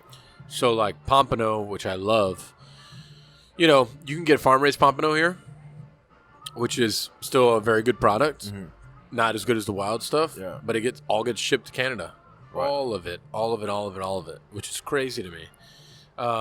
You know, obviously the majority of things you'll get here, yellowtail snapper, both red and black grouper. Sure. Which are all super tasty. Tilefish, which I love, but I mean, tilefish is not cost effective because it's like 40% head. So it's like you lose, your yield is so little. And then you can get into like northern Florida where you get some black bass, and the black bass is delicious. Then you can go to the Gulf. Yeah. And then you can get some stuff there, but it's actually just like more grouper, bigger, more succulent stuff I feel you get from the Gulf, but you'll get cobia. But then the more cobia. The more consistent cobia is going to be the farm raised cobia always. Wahoo, but like again, it's just very inconsistent. You know, we have a seafood restaurant, and it's a struggle. You know,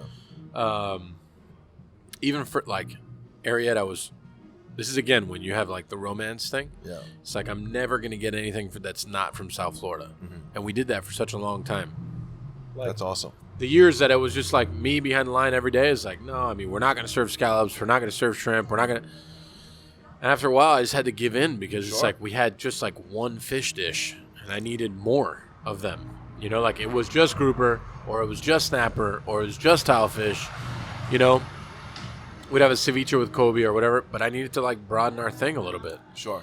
So I started bringing in some stuff from Samuel and Sons up north and some stuff from Brown up north and getting caviar from up north and scallops. Chesapeake Bay also has a great, I mean, even like, you know, Florida has clams. Like Florida clams are good, but they're not as good as some other clams. You know, it's just, it's a very interesting thing. Like you have to really pick and choose where you want to fight that battle because fortunate that I work with some really great local fishermen, but at the same time, you know, it's a struggle too because here's the thing. Let's say you put on the menu cobia, right? Wild caught cobia. And then you go into a Friday night, you order cobia, and you text your fish guy, I need 70 pounds of cobia whole, whatever. And then they only had 20 pounds because it's the wild stuff. And then they're going to pull the farm raised stuff. And the only reason you know the difference is because it comes without the head on it. But they would tell you that it's wild. You know what I mean? Like, it's just like it's a very interesting situation too, because also in Miami it's always like pay to play. There's restaurants that'll be like, I'll pay you $1 more. Shit, I've done it. Right. To make sure I get my fish, I'll pay you $1 more. To make sure I get my fish. Right. You know, it's just like it's tough. It's really, really tough. I feel like all those competitions and $1 more, as you know, initially can be a kind of viewed as faux pas, but I think honestly it's good for the whole, right? Because I'm good with it. I did it. If everyone is paying $1 more, then customer eventually will have to pay few dollars more, and the fishermen will actually make more money, and they're more incentivized to, obviously with the sustainability in mind, right? We need to be responsible about how we fish, but personally, I feel like the seafood consumption in Miami of local fish, if that grows, because it doesn't make sense that the majority of fish goes to Disney World and cruise lines and because they do. Right, and honestly, as much as I have great respect for those establishments, honestly, I don't think they can really represent the fish and the freshness and the flavors, the terroirs of the world, Right. As good as you can. Right. So I think, but that movement I think is happening, right? Like you're seeking dollar more, and farmers are trying to see the fishermen start to realize, you know what, this is a real opportunity, right? And to them, dollar more is everything, and I think that celebration of local produce is local product is literally everything. Well, it's like, well, you actually just said it, but I made a hard turn, I'd say 3 years ago, and I always focused on it, but I wanted to focus on it even more, which was local produce, like vegetables, greens, everything that was local, like really highlight that as much as I could. And again, it was something that when we opened, I never used the word farm to table because it's very like faux pas, like everyone uses it. Like that's just the way we should work. Right. What produce is not from farm? Right. And what doesn't end up in the table? Right. So it's just like that. To me, it's almost like natural wine. It's turned into a marketing thing instead of like an actual thing that you believe in. Like natural wine now is like, we have orange wines. Like every motherfucker's got orange wines at this point. Like, It's like organic. The stamp, I've right? actually adopted the opposite. Like I don't want any because I want to be different than all the people that have because everyone has it now. So, anyways, produce to me, I felt like affected our local economy much more. Like feeding into the local farmers as much as I could, and I've had relationships with them for almost a decade. So, like them growing things for us and like weird things that they know that no one will buy, but I'll buy it to try to make something out of it. Like, I feel like the opportunity there is huge, especially that like for you guys that it's all like steak and veg. Sure. Like that's such a big opportunity that you could double down on because, like New York, right? Like New York has an incredible growing season. Like the West Coast has an incredible growing year. Like their shit is just fucking growing 10 months out of the year. It's wild. Yeah.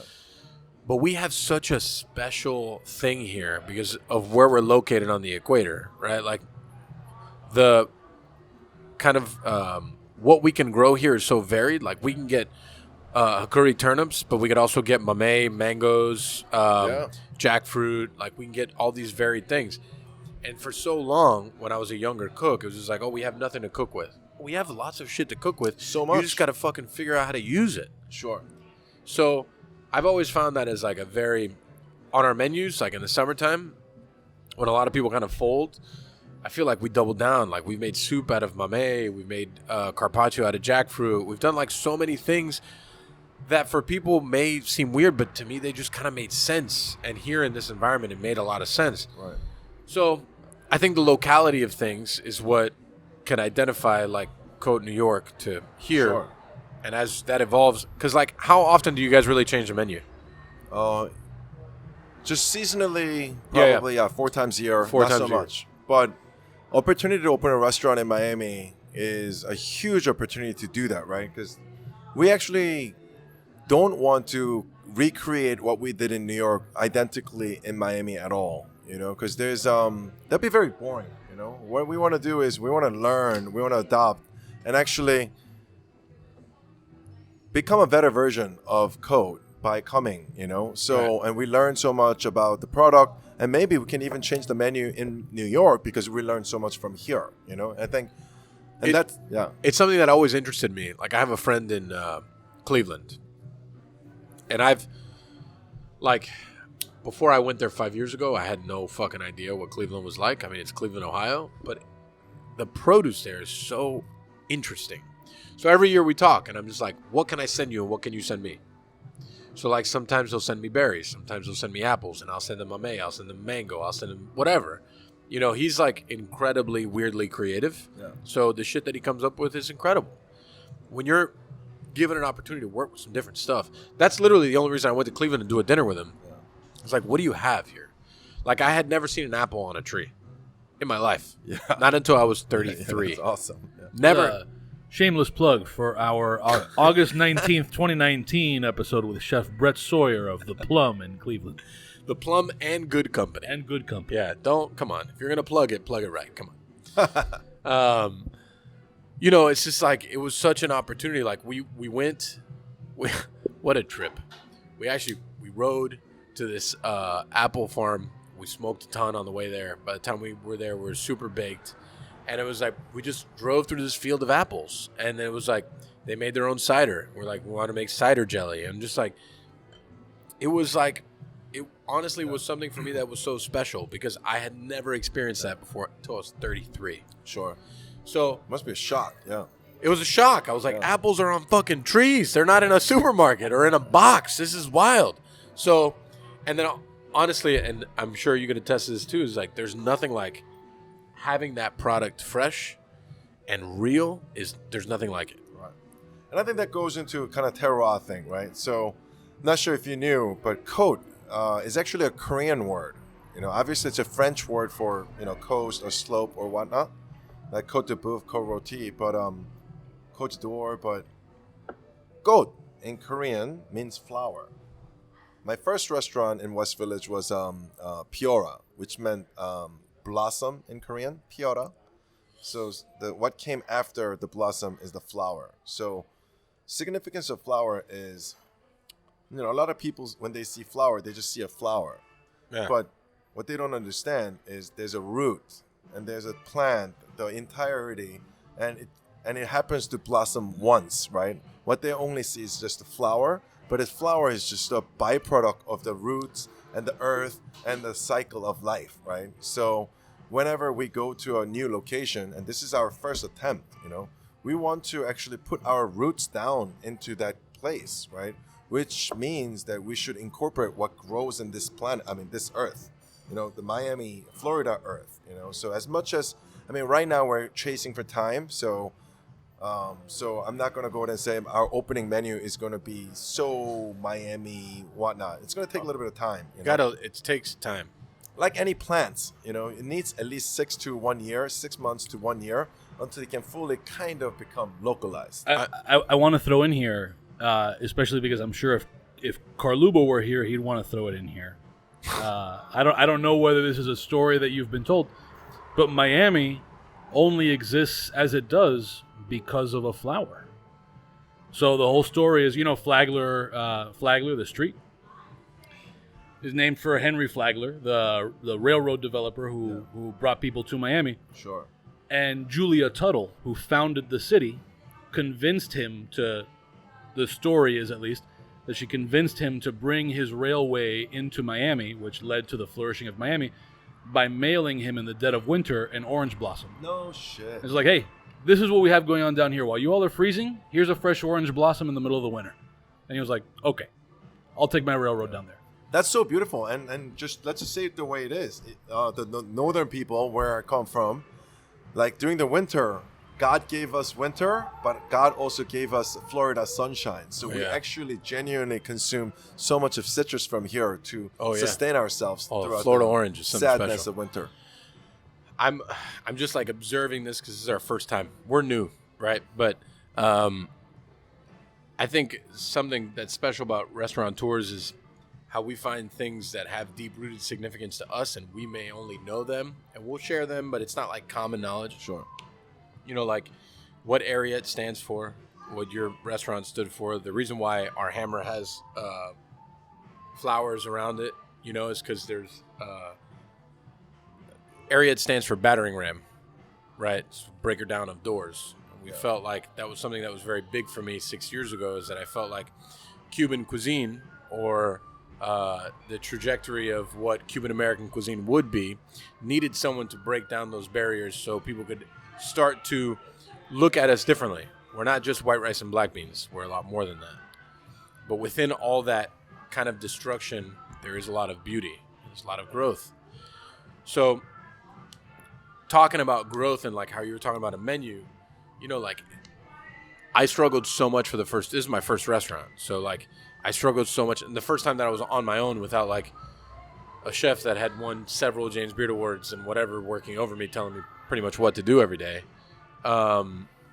It took 2 years for this menu to really gain its footing and for it to be not just really good, but who I am, you know? So I think it's almost foolish for someone to think a a restaurant that actually has meaning to somebody. Because there's concept resturants, right? That you cookie cut and you open and it's like you wipe your hands and you walk away. Sure. It is what it is. But things for like individual restaurateurs that have meaning, they take time to grow. So your day one experience won't be your 18-month down the road experience or 6-month down the road or whatever. Things evolve and they grow. I mean, Area has only really, it's been open for 5 years, but it's only been the restaurant I wanted it to be for 3. Yeah. Because the first 2 years I was very much like soul searching of like, who is it that I want to be? Who do I want this restaurant to be? Start with big dreams, but you realize like there's a lot more than just cooking. The romance ends rather quickly. Right. When there's monthly P&L meetings. Right. I agree, and I think you might be able to associate it with this. I mean, relate to this. So I came to America when I was 13 years old, just as a complete Korean person, and assimilated. And fast forward 10 years, when I was in mid-20s, I had a huge identity crisis. When I go to Korea, my motherland, they didn't see a Korean person. They're like, oh, that's an American guy. That's a gringo, right? Right. Just the guys, they look like me, but they didn't accept me because I was American. And I come back to America, my home, and they're like, you're not American, you're Korean. Right.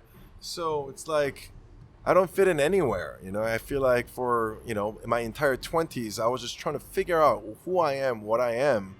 And then it took me a while, but through Cote, I really realized who I am. I don't need to be the authentic Korean. No, I don't need to be an authentic American that I'm not, authentic Korean that I'm not.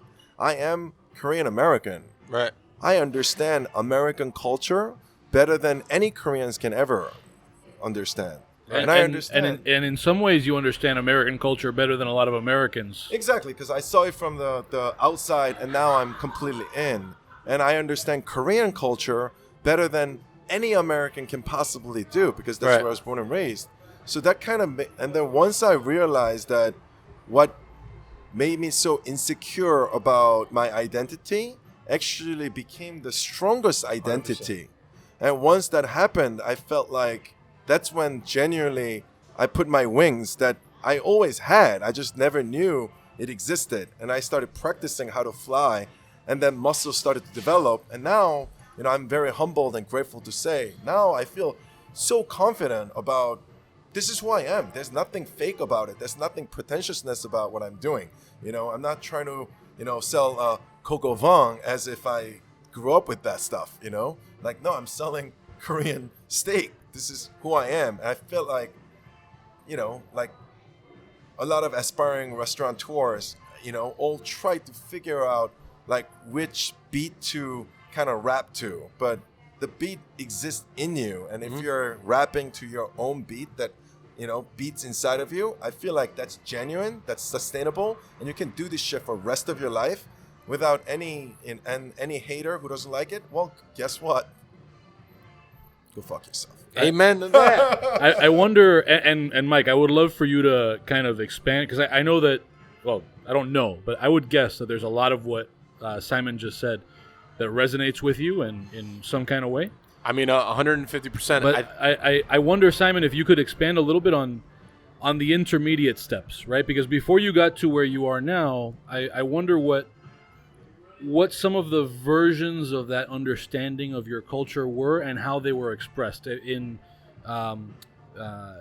Miami is sort of a different animal, right? Because not only is it a very Hispanic city, but it's also a city of Hispanics that were driven from other places. So you have Cubans who fled a government there, Nicaraguans who fled a government, Venezuelans who fled a government, rather than people who just sort of saw opportunity or made a choice that was kind of, 6 one way, half dozen the other. And so there's this saying that I heard a lot, and maybe you heard some of it too, Mike, because we both left Miami for college. That when the Cuban kid leaves Miami, all of a sudden, es más cubano que las palmas. He's more Cuban than palm trees. That's true. Yeah. And so you sort of, when you no longer are taking it for granted, you're suddenly like, you're the Cubanest man on the planet. Yeah. Like, you love coffee more than anybody. You're the croqueta master. You're all these things.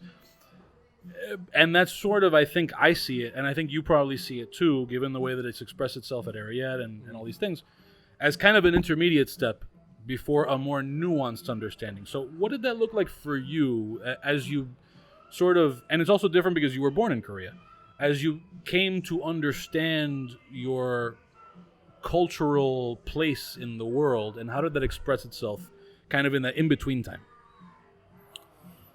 Honestly, in between time was more struggle than anything else, right? I think if I can turn back in time and if I can talk to myself during that time, is I'll tell myself, hey, just enjoy the process, right? Because but I guess it's things always look better when you're looking back, right? Yeah. It's such a struggle, but I think it's so important to enjoy that process, right? It's so uncomfortable, it's so insecure, but during that, like, just like a flower, Cote is flower. So I keep mentioning, like, in order for flower to blossom, it needs to go through the winter, right? Like, hey, maybe not in Florida, but all the We have struggle. cold days. Yeah, Cold days. I have a fire pit in my backyard for when it drops That below is true. 60. Yeah. I'm not gonna lie. My blood has been thinned when it goes to 60. I'm like, oh my god, it's so Yeah, it's cold. Yeah, Jeez. but that's honestly, I think that struggle is what makes flower so beautiful. I think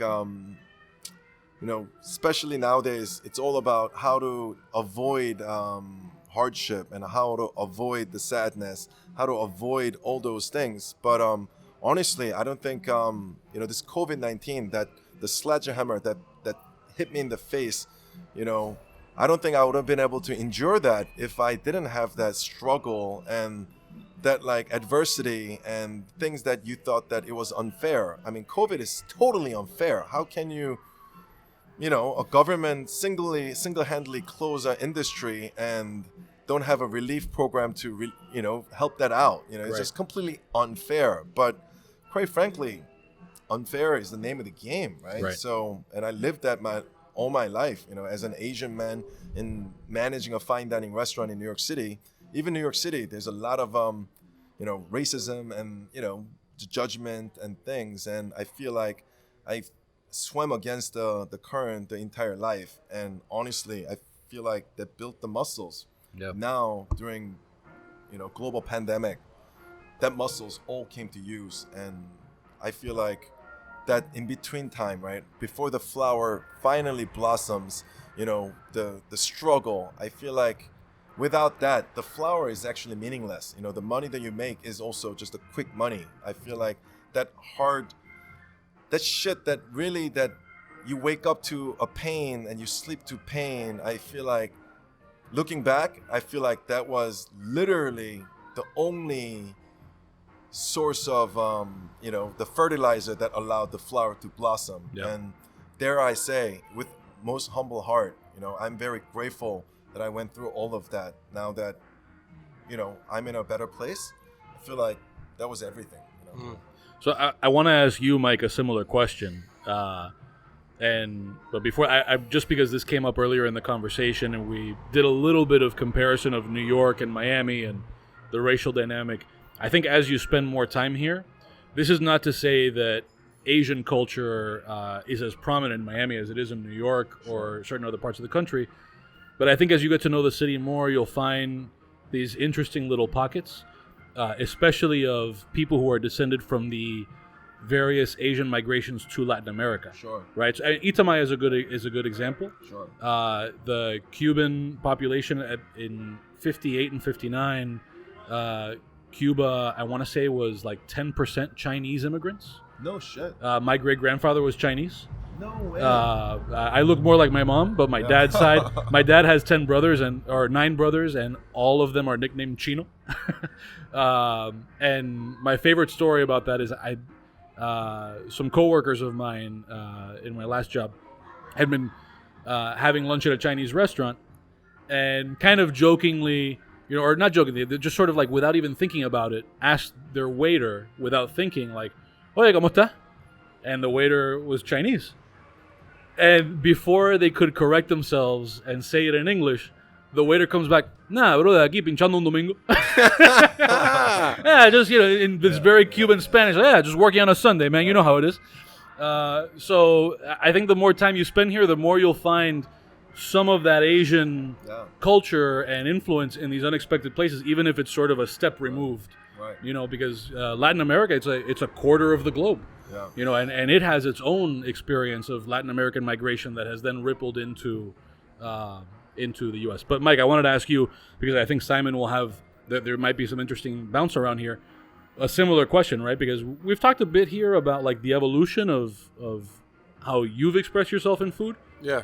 But maybe not in these explicit terms. So like, what did that intermediate point look like where you were still kind of figuring it out? Like what it means to put your experience of being Cuban on a plate?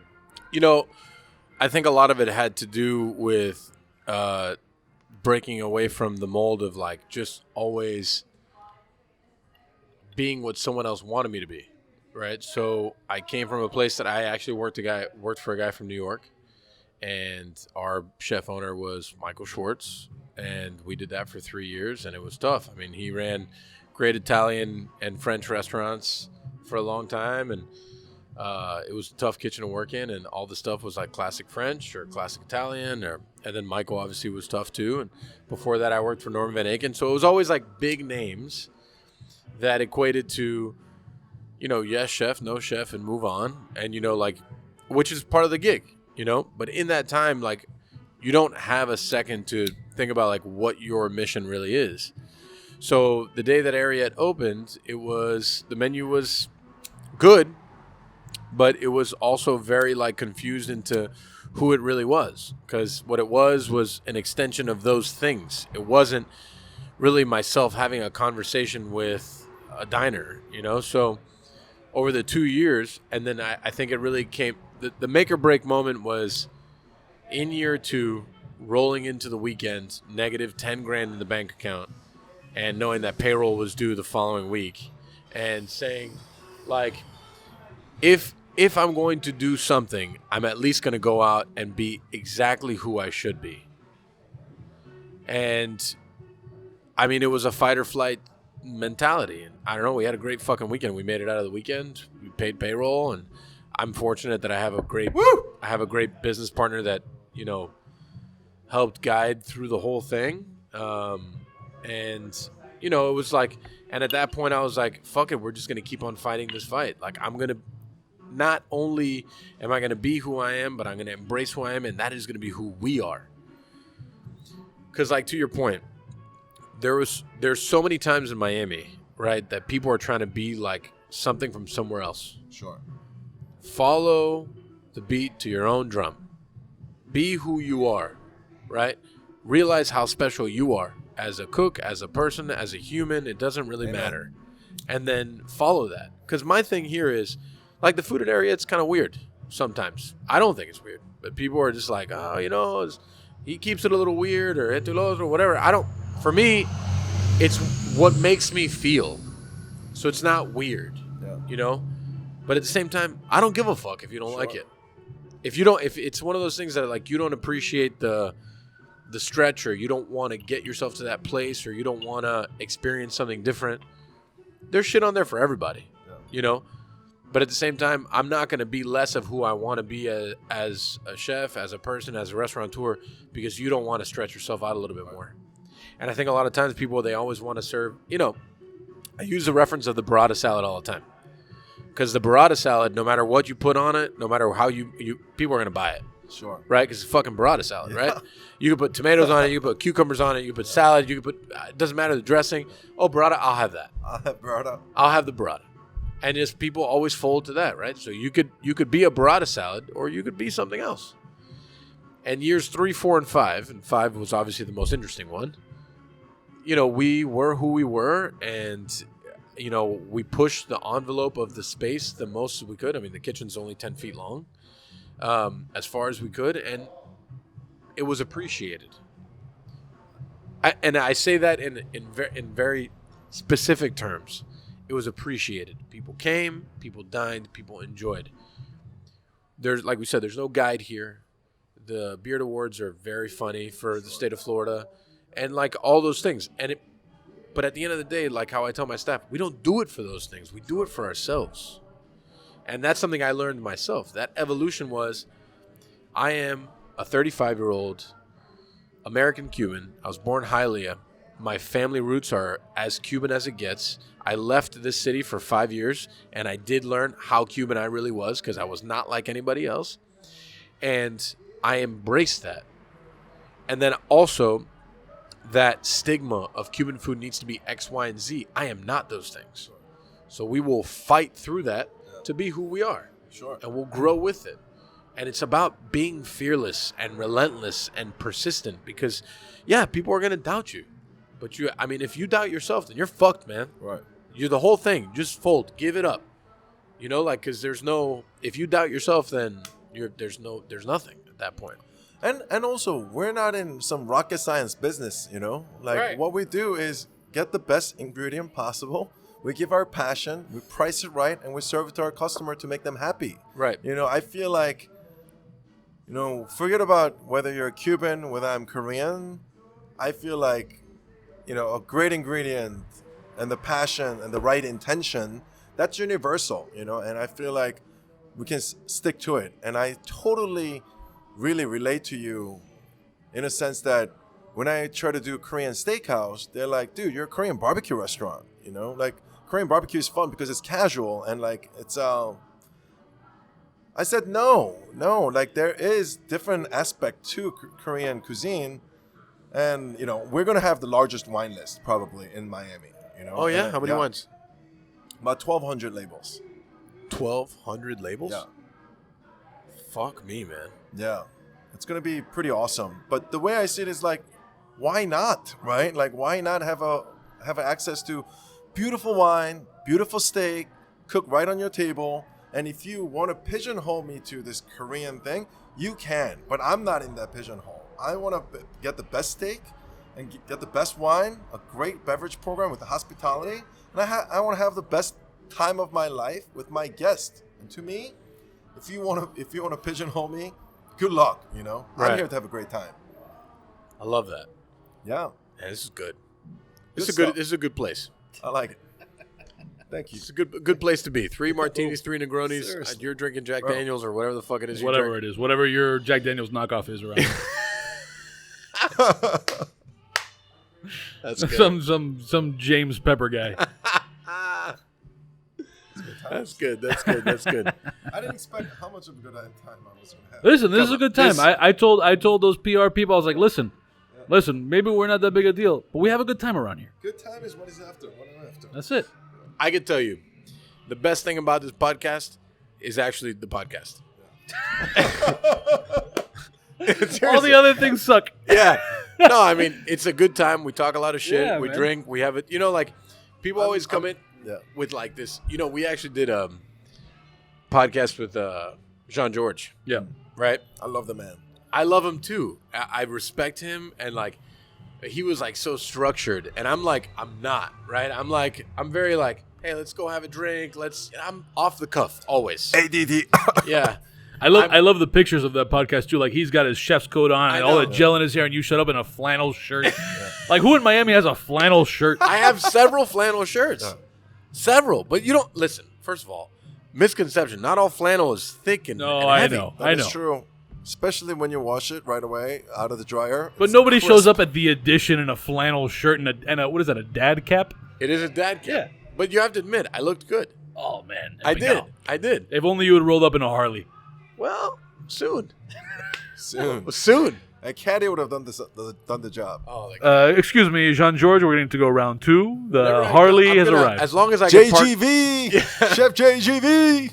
He's such a legend, man. He is the I legend. was so like outclassed in that whole podcast. I was like, what am I even doing here? This is weird. I showed up early, I had notes. I never take notes. Honestly, even amongst 3 Michelin chefs that I had the honor of getting acquaintances with, honestly, I think Jean Georges is the sexiest. He's the most like...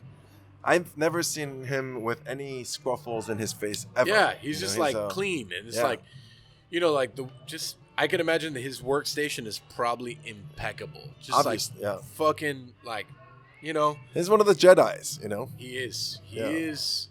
Yeah. I mean, I don't know which Jedi he would be, but he would be one of the higher up ones. For Yes, sure. absolutely. Nick, I think it's time.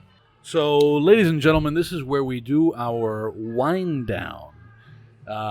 It starts with our parting recommendations. Actually, we're adding a new segment.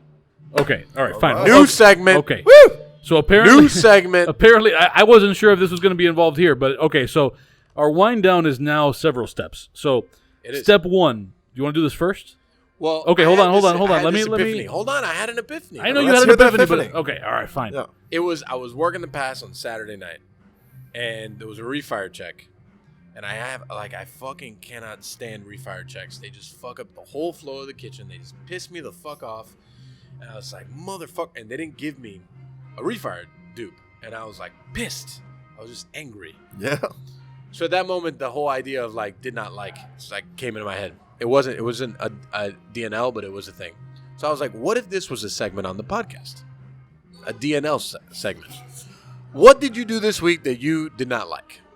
And it could be anything. It could be you watched the show. It could be, Chef, you look great in that flannel shirt. I know. You look better in the flannel shirt than I do. Hey, keep him under control, all right? I need him to show up to work tomorrow. All right. It's a thing. Flannel. It's a thing. Ariad is a thing. Yeah, it's a thing. That's what it is. Yeah, it's a thing. Yeah. So the did not like. Okay. I had 2 did not likes this week. One is more like I did not appreciate, and the other one is I did not like. You just want to shit on things. That's not true. I don't want to shit on anything. Okay. But listen, Wonder Woman, the sequel, did not like. Did not like. I'm a big fan of the actress, the lead actress. Gal Gadot. That one. But the movie, not good. This is Wonder Woman 1984. That one. Second DNL. Okay? There's a new concept that's popping up all over the town called chicken cone. I know, man. God. What is that? I know it's when we talk about like romance and shit, like this is not that. This is not that. Chicken cone. So essentially they have figured out a concept to beat the system. Every system needs a grease trap and a hood, right? That is kind of like the thing with all kitchens. Of course. This one, they figured out a way that they didn't need pretty much either almost. Yeah. They still need a grease trap. Chicken cone, that's it. So basically, they have 2 air fryers, gigantic. I didn't know there was commercial air fryers to begin with, but apparently there are 2 gigantic commercial air fryers, okay? And they're taking chicken tenders out of a bag, I'm assuming. It looked like it. That's what I ate. They put them in the air fryer. Oh, you ate it. Oh, I ate it. Oh, I okay. ate there. Yeah. This is not just something that Hold I on. just... Let me. What's the psyche? Why did you eat it? Okay, Yeah, so yeah. there's more to unpack here. Yeah. So I just took a refresher course on writing, right? Because I hadn't ridden in a long time. Oh wow. So I Okay. could get my bike and I Sure. could feel more comfortable on my bike. So next to this... I thought you said writing. That's what I thought, too. I was you like, this to is write. exciting. I was No, not like, writing. that's exciting, No. like intellectual shit. No. whenever I need to writing. write... Okay. No. yes. Whenever I need to write things, I send them to Nick so he can make them legible. I was going to say, this is going to make my life so easy. Fuck off, Nick. Come on. Give me a little credit here. No, you're good. Fuck off. So next to it was this like little, it was like a little block with a bunch of cute little concepts. So over the course of 3 days, I just tried all the concepts, right? I tried a poke place, I tried a juice bar, I tried a cookie place, and I tried this thing, right? So chicken cone was my first experiment of the trying of the things. And, as much as it was like, it was edible, it just was, to me, so lazy in like execution and the whole thing. Air fryer French fries that come out of a bag, chicken tenders that come out of a bag, the waffle mix I'm sure comes out of a bag and you add fucking water to it, and just the whole thing. I understand intellectually why it works. There's 5 sauces, that's the whole thing. And capex is low. Yeah, it just like the whole thing. And then I ate the food and it was $15 and I was like, $15 for what? Like, was it a good value or no? no, it wasn't a good value either. Yeah. It's a cone with some chicken tenders in it that are chopped up to my thing too. I hate when people chop up things like that. If it's because that's what it is. They're buying the chicken tender in a bag. So then they're chopping up the chicken. For me, you take the whole chicken. If you're really frying them whole, you're getting the cubed thing and you're frying that and then you're tossing that in sauce. That proves to me that you're making it, right? But what if they got chicken cubes that's been cubed and then fried in a bag?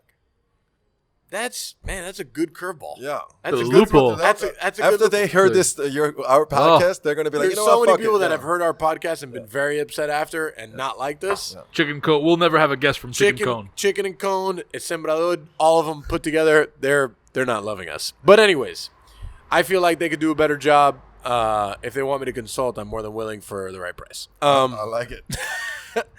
And then obviously Wonder Woman. Those are my DNLs for the week. All right. You got any DNLs, Simon? You go first, Nick. I wasn't ready with DNLs. Neither was I. I love No, that. I didn't do any prep for DNL. That's good. Because I thought this was going to be a you rambling thing, Let's kind I of mean- like the Sports Minute. Oh, the Sports Minute was good. So Let's we'll not do the Sports Minute. so let's just shift to our No, you cannot. No, you cannot. You cannot Okay, shift away. okay. You need to find something you did not like this week. Okay. Come on. I just don't want to keep. I don't want to hold us up too much. No, So you're I'm- doing so fine. I'm- You so can I'm- edit all that shit out. So I'm gonna say the thing that I did not like is really a thing that I don't like ever, all the time. Simon, I assume you're not a regular listener of this podcast. I am a libertarian crazy person, oh man. and I just generally don't like. I just generally don't like the pomp and circumstance of government things. No matter what party it is, I don't like the however many thousand flags and the lights and the poems and the songs and Jennifer Lopez. And I didn't like it when who the fuck, Ted Nugent or some loser did it for Trump. Like, I don't like all that stuff. I think that our government should not be that important. I think that's, to me, that's part of my understanding of Americanness and American culture and America's relationship to its government. And every time that we do that, every time there's a special ceremony, it feels like, no, you should. My favorite thing Trump ever did was serve people Big Macs in the Oval in the White That was House. dreadful. That That was dreadful. But because it was dreadful was dreadful. why I liked it, because it sort of took it down a notch in importance, and I loved that. Was it the people from Alinea that said to the Syracuse? that they could come and Yeah, eat was it there, Syracuse when they? No, definitely Clemson. not Clemson. Syracuse. Clemson. When Yeah, Clemson Syracuse won, they were terrible like, sports. and to me, it was like, okay, I'm sure they weren't thinking of it the way that I am, but I love that.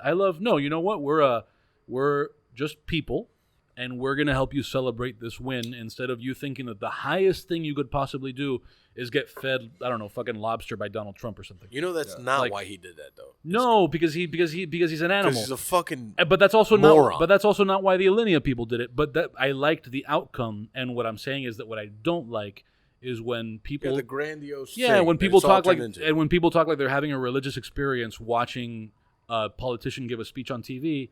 Personally, I don't like it.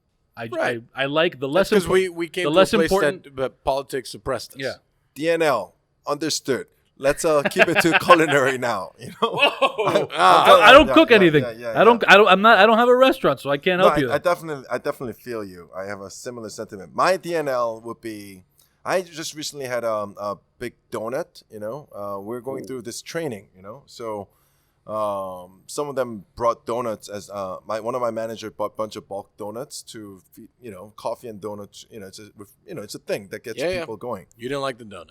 I fucking hated the donut. I know. I know where the donut came from. You don't need to say it, but I know where it's it came like, hey, from. You bro, don't even need to tell me. bro, I got it. if you're gonna fry a carb like bleached flour, you're gonna fry that thing with bunch of sugar. Yeah. Better be fucking good. I know. If I'm wasting all that time, Come on, if you're gonna actually put your wrist in your stomach with a fried, bleached flour I with appreciate a this so shit ton of sugar, right? Like it's like. So honestly, I did not like the donut that I ate. So that Okay. was my that's cool. You don't need to name any names. That's fine. I have to say, I am a Krispy Kreme guy. 100% Krispy Kreme glazed only. There's a place up north called Dandy Donuts. No, there's in North Miami. Have you ever been to Yakusan? I have not. No. Oh man, come on, man. We gotta do that. Yakusan's not as good as it used to, but it's part of the tradition. You go to Yako, you eat a bunch of fucking food, you get pretty banged up on sake, and then you get a Krispy Kreme down the street, right? Where if the light's on, they're making them fresh. I love Krispy Kremes. Oh man, But I don't like when they come to the supermarket. No, because it's all pre-made shit. Exactly. Yeah, it's not the same. This No, is like no. an actual like fast food stop, and actually Sure. behind that one that's like their commissary for where they go to all the supermarkets. So there's all the trucks back there. So you know you're getting the good shit. Sure. Right. So, I mean, literally, the fact that the Krispy Kreme donut disintegrates on the way to your mouth, to me, is the euphoric experience 100%. of a That's what I'm now, looking for. The gigantic donut with all the plating on top of it, with the things that do not make any sense, to me, is a bunch of like mental masturbation, right? It's like sitting at home and now it's like, oh, it's so nice to put this on. No, stop putting things on my donut. Just give me the fucking donut. Anyways. It's like Eminem line. Move your lips, move your lip, but nothing comes out when you move your lips. Bunch of gibberish. That's what those donuts are. That's right. Those donuts forgot about Dre. I love they did. Donuts forgot about Dre. Look at that. That's good. All right. Parting recommendation. That was a good news segment. That was a very good. I like the DNL segment. I'm going to come prepared for DNL next time. DNL, man. That means did not like. Did not like. So we do parting recommendations, things that you did like and that you think people listening should do. It could be literally anything, a movie, a book, it could be food you ate, a hotel, whatever. And if you stick around after parting recommendations and our shameless plugs, which is where everybody just tells people where they can find you, you will hear some Patreon exclusive stuff. 5 questions with Simon. It's always going to be 5 questions then. Okay. I mean, I'm mustering up 5 questions. Like a lightning round. Yeah. Lightning round questions. So, parting recommendations. Simon, you got anything? I do. Okay. So, parting recommendations. This is good. Vodka martini. Hey, there you go. Yeah. Vodka martini will get you from point A to B very fast. Hey, now. Painlessly. Love that. It's like a Honda Accord. Exactly. And I feel like martini is very similar to oysters. Oh, yeah. You know? Yeah. A lot of people have bad initial experience with oysters because during your college time, you went to Dollar Oyster Place. It was shitty oysters. So you're like, I hate oysters, you know? Similar with martini. When you're in college, you get like shitty martini from some shitty bartender who put a bunch of vermouth in it. It's like you think that you hate martini. But perfectly well-crafted martini, which Ariette just served me, is literally like, especially when the week is over, you had a long week, this shit melts your stress like a stick of butter. So my parting recommendation Ariette is open 7 days a week, everyone, from 5 to and you can start early here, right? There you go. Mike, parting recommendations? So I had one. Oh, I talked about it. So equally, I had the terrible chicken cone. Uh-huh. I had a great cookie. Oh, right. Nice. Cookies, actually. So Max Santiago, which is a guy I used to work with, he's another Norman's guy. He partnered with some people. He opened up a cookie place, and it was like on the other side of this like cute little block of random things. So I was like, all right, fuck it. You know, like I'm game to. I bought like 5 cookies, and I'm like, I'm gonna have a quarter of all these cookies, and I'm gonna try the cookies. And I'm a cookie like, I love cookies, man. Like, it will make a very bad day much better if I have a good chocolate chip cookie. So I tried them all, and man, I have to say they were all fucking delicious. What is this? It's in Fort Lauderdale. Okay. Yeah, they were all fucking delicious. Gold Belly? Huh? Are they in Gold Belly? I think they are, actually. Okay. I think they are.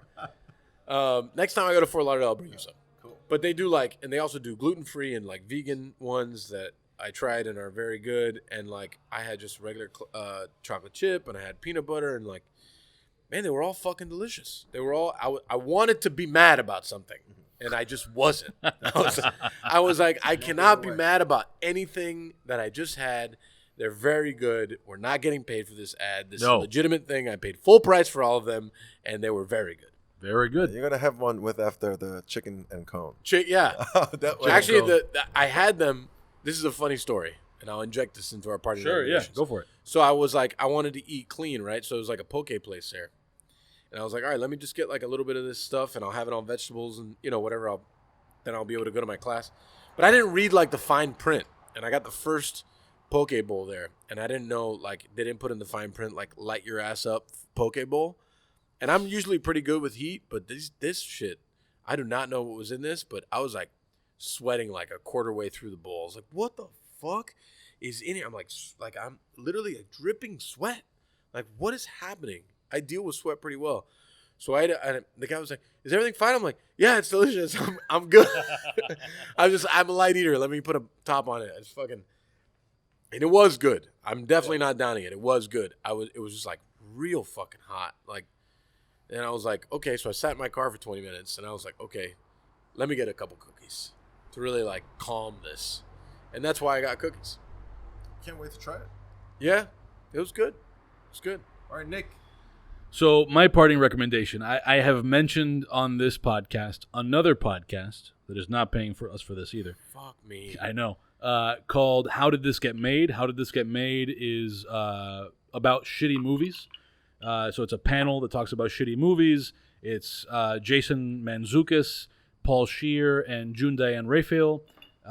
And the most recent episode, at least at the time that I got in there, was about a movie called A Gnome Named Norm, the 1990 movie starring Anthony Michael Hall, who you might know from 16 Candles. The movie's awful, but if you like movies that are so bad they're good because of just how weirdly bad they are, this is good. And if you're a podcast person, I recommend that you watch this shitty movie called A Gnome Named Norm, and then go listen to the corresponding episode of How Did This Get Made. Last parting recommendation. Go for it. I've had like a weird. I'm very big into music. All kinds of music except for country. It's not my bag. But I'll go through like phases that I'm always like old school hip hop, or I'm like somewhat 90s hip hop, or I'll go through like early 2000s hip hop, and then there's a couple of like modern artists I'll listen to or whatever. And then I'll go into old rock, or I'll go into 70s, or I'll go into Springsteen. So I've never been into things like the Deftones, or it's never been like my bag. But for some reason, the last like 14 to 20 days, I have dove super deep. Yeah. And I think it's because I wake up very early and I need to be like super jacked to get to the gym because I'm about to get like beat up. So you need to like be ready for that. Yeah, all that bob and weave. So I recently got into a album, Dance Gavin Dance, Downtown Battle Mountain. It's all scream music. It's very weird for me. If that's your mood for the day, I recommend it. It's very good. I actually am shocked that I'm recommending this, but I'm going with it. Cool. Time for shameless plugs. We're going to let Simon go first. Let everybody know where they can find you and all of your stuff. Yeah. Restaurants, whatever else you might want to do. Yeah, so we are in Design District on the corner of 2nd Avenue and 39th Street. We're opening in next 2-3 weeks, fingers crossed, and you'll find some amazing steak and amazing hospitality and shit ton of good times. So you'll find us there, but that's not all.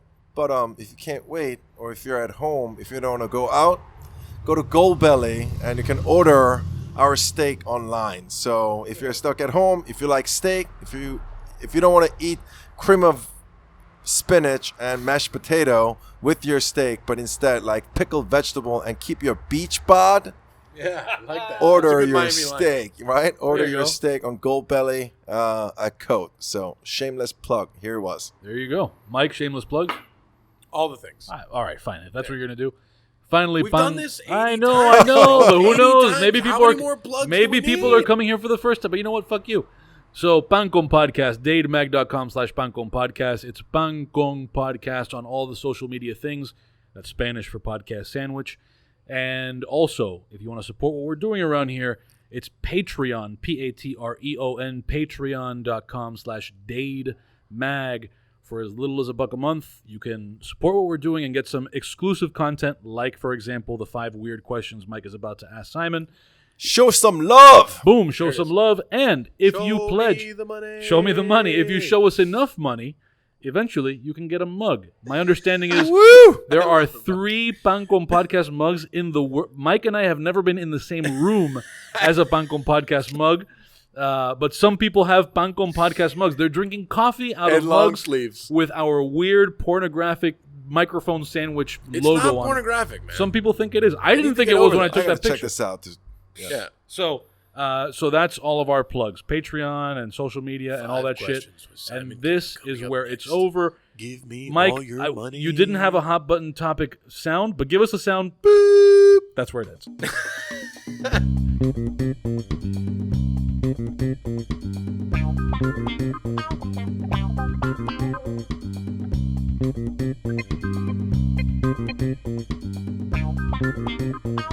Wow.